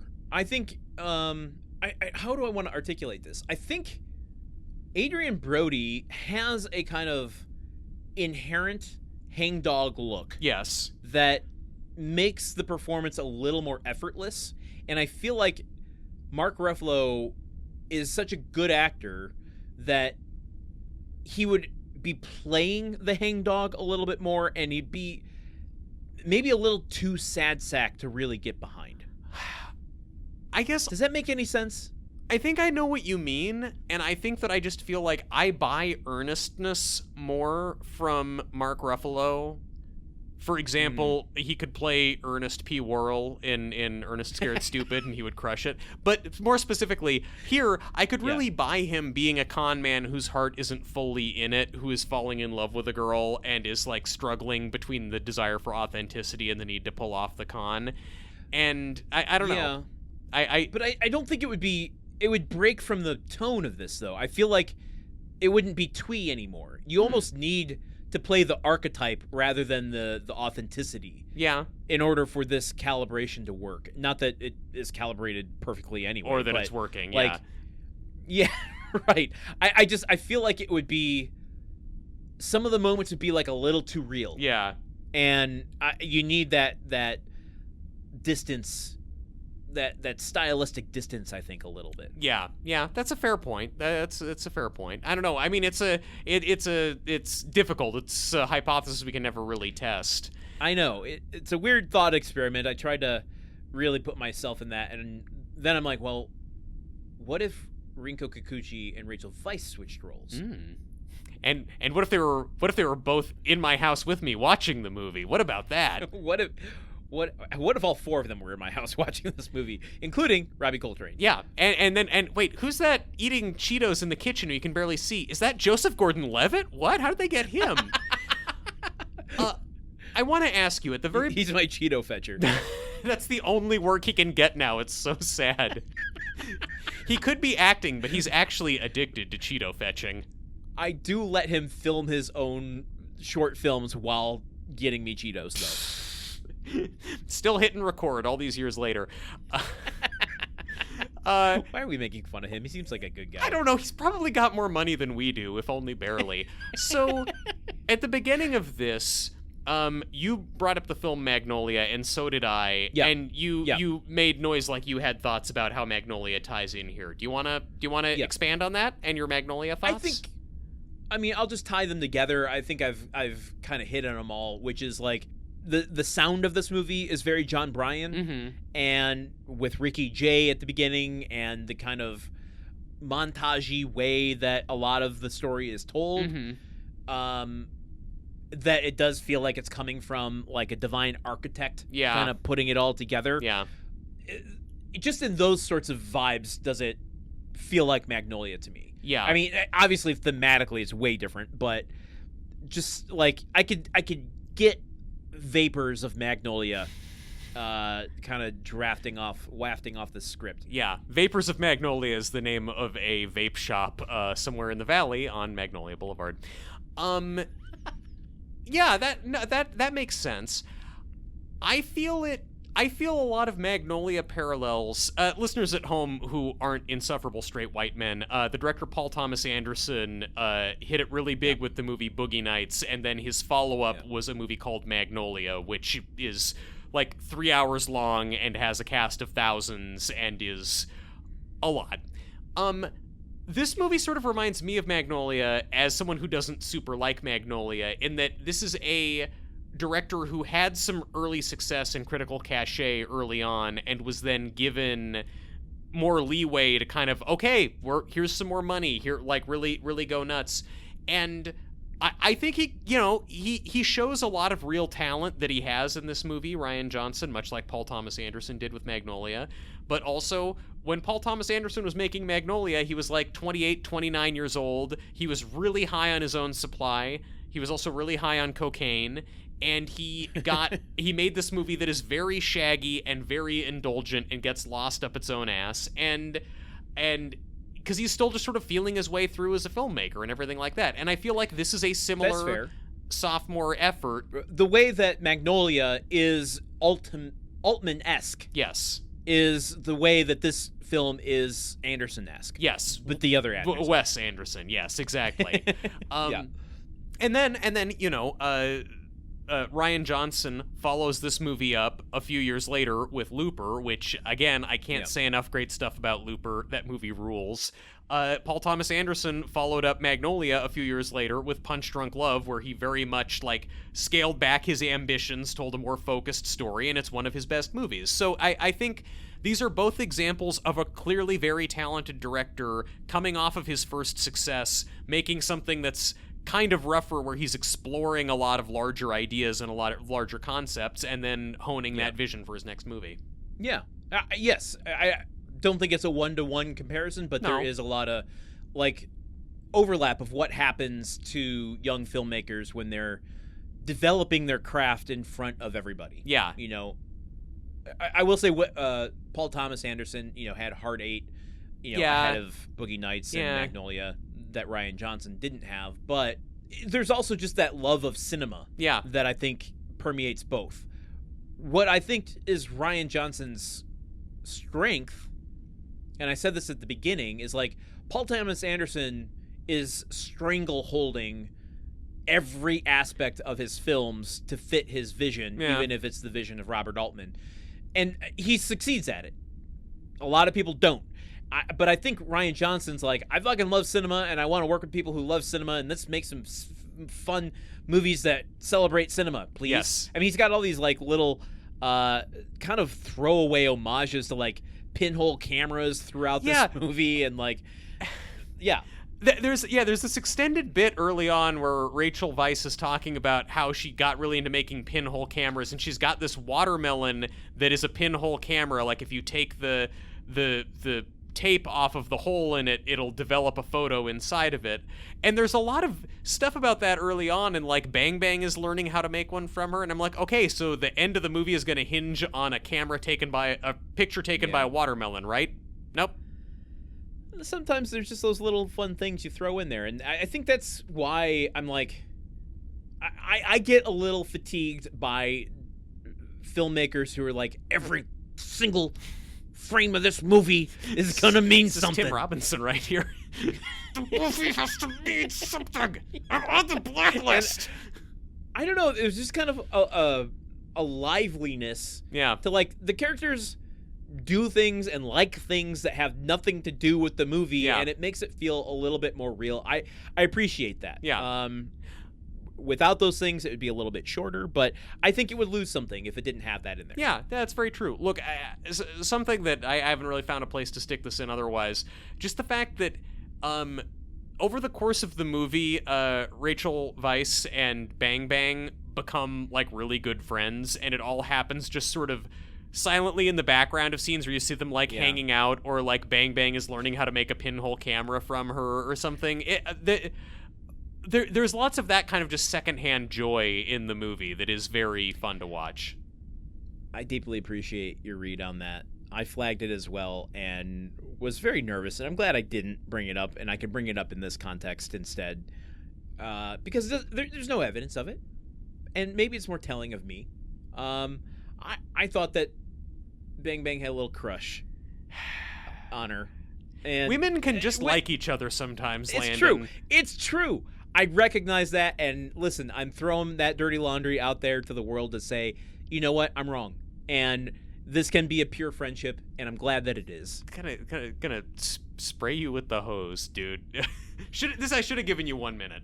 We haven't even talked about Ringo Kikuchi in this episode yet. She's really good. Okay, well, we've been talking for 2 hours and 20 minutes, so put another hour on the thing. I'm just acknowledging that we didn't even go to the depths that I probably would have being left alone in this podcast studio. Cool. Cool. Why are you doing that? Oh, man. It's not what I meant by that the last movie at all. by a guy named Johnson we're ever going to do. I'm not what I meant by that. This Johnson was a little too long, though. So, Landon, why do you think this movie was forgotten?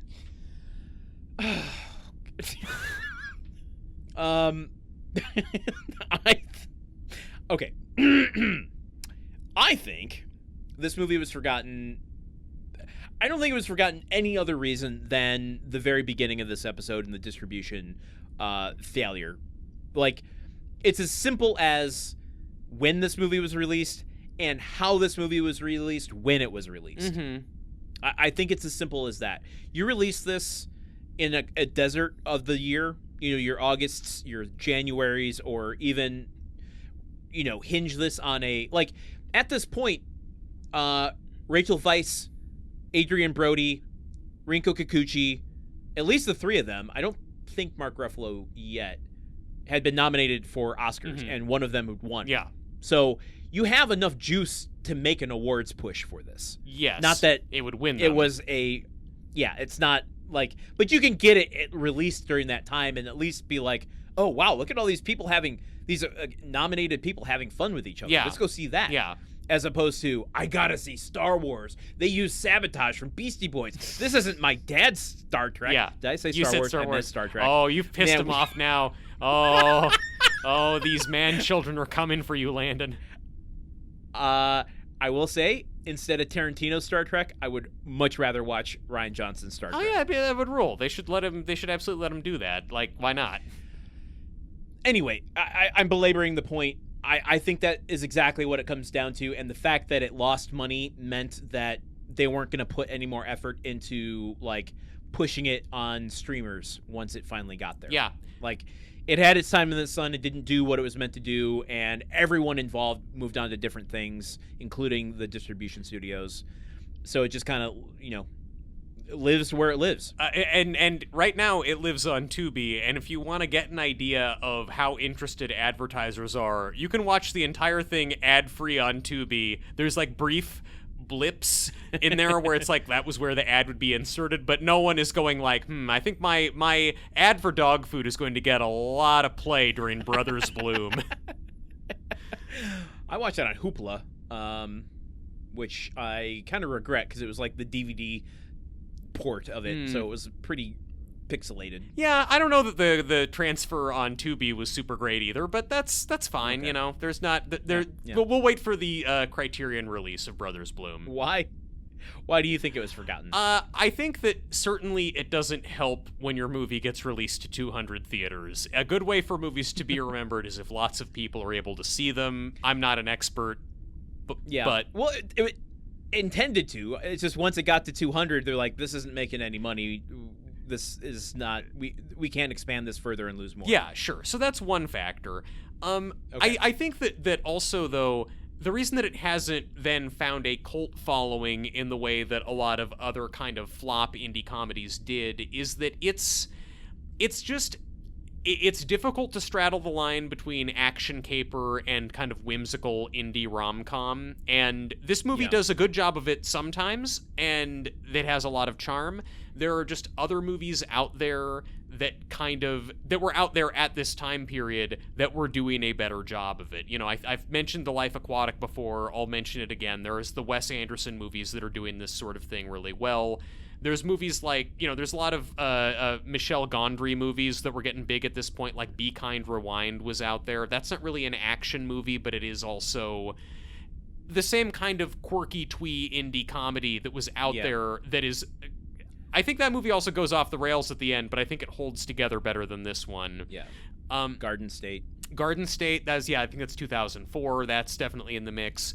Another comparison, this movie is tonally not quite the same, but In Bruges came out in 2008 as well, and that's also a movie that is a deep and thinky action movie that is sort of quirky. It is aggressively not twee, but I wouldn't even call it an action, more just crime. Well, crimey. They tried to market it as an action movie, and the teenagers sitting behind me in the theater at the Valley River Center Mall in Eugene, Oregon, were not happy at how little action there was in the movie. That's an important thing, and maybe we need to be better about making that distinction moving forward of how they market a movie and what it actually is. Yes. Because when we go into next week's trailer game, I kind of don't know how they're going to market this. I'm guessing as kind of an indie comedy. I don't think it's going to be leaning on the crime or the heavy, maybe a con movie. I don't know. I have no idea. Homie, so much shit explodes in this movie. There's no way they're not turning on that for the trailer. We're cannibalizing next week's discussion, but that's you're right. It's my guess. Okay.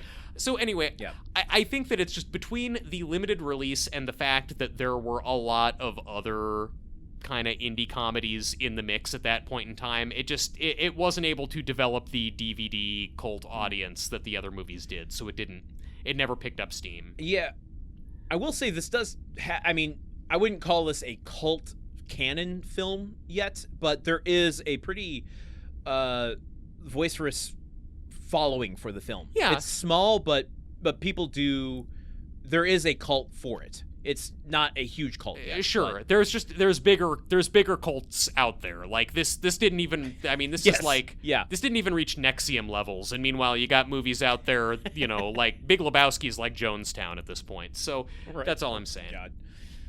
Wow. What? Oh, was that a downer? Too soon. There's something I was going to ask you, but I don't remember what it is. So I'll just ask you this: Should we send this back to modern memory from here in 2009 or leave it forgotten out here? I have no idea what you're about to say. This is a moment every once in a while we do a film and I'm like, we've been talking for 2.5 hours and I don't know what Truman's about to say. This is one of those moments. That might be a sign that I'm a very poor communicator, that we can talk for 2.5 hours and you don't know what I'm actually thinking.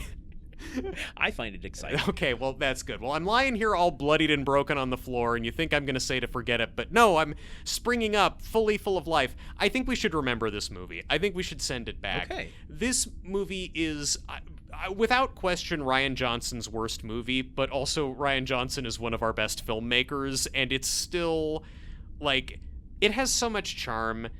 It's so fun to watch. And even if none of the actual, like, what's going on in the movie makes sense, it's a really kind of lighthearted, enjoyable thing to be taking in and to be kind of going along for the ride on most of the time. In the background at a party, no. Sound off at a bar, yes. Why that's your rubric? It's not my rubric. I'm just trying to think of a movie that it's like does it work on the strength of its visuals if you're not paying attention to the rest of it? Imagine you're sitting alone at a bar and this is playing on a TV behind the bar and there's some subtitles that are lagging by like 30 seconds. It's an enjoyable thing to glance at while you talk to the person you're at the bar with. And I don't know. I like this movie. I think it's a really interesting point in Rian Johnson's career and understanding this guy who is now one of kind of the big, God forbid I say auteur, but like big critically acclaimed filmmakers in Hollywood. Yeah. What about you? Remember, forget. There was a moment a half a second ago where I'm like, do I lean into pretending I was doing a con this entire time or not? And I'm not going to. I just want to acknowledge and be upfront about everything. Great. There was I think I was honest in my explanation of this movie in trying to take it on its own merits and be honest and fair about it. This is a messy movie. Yep. Doesn't always work. We've covered all of that. And I've alluded to this throughout, but I don't care.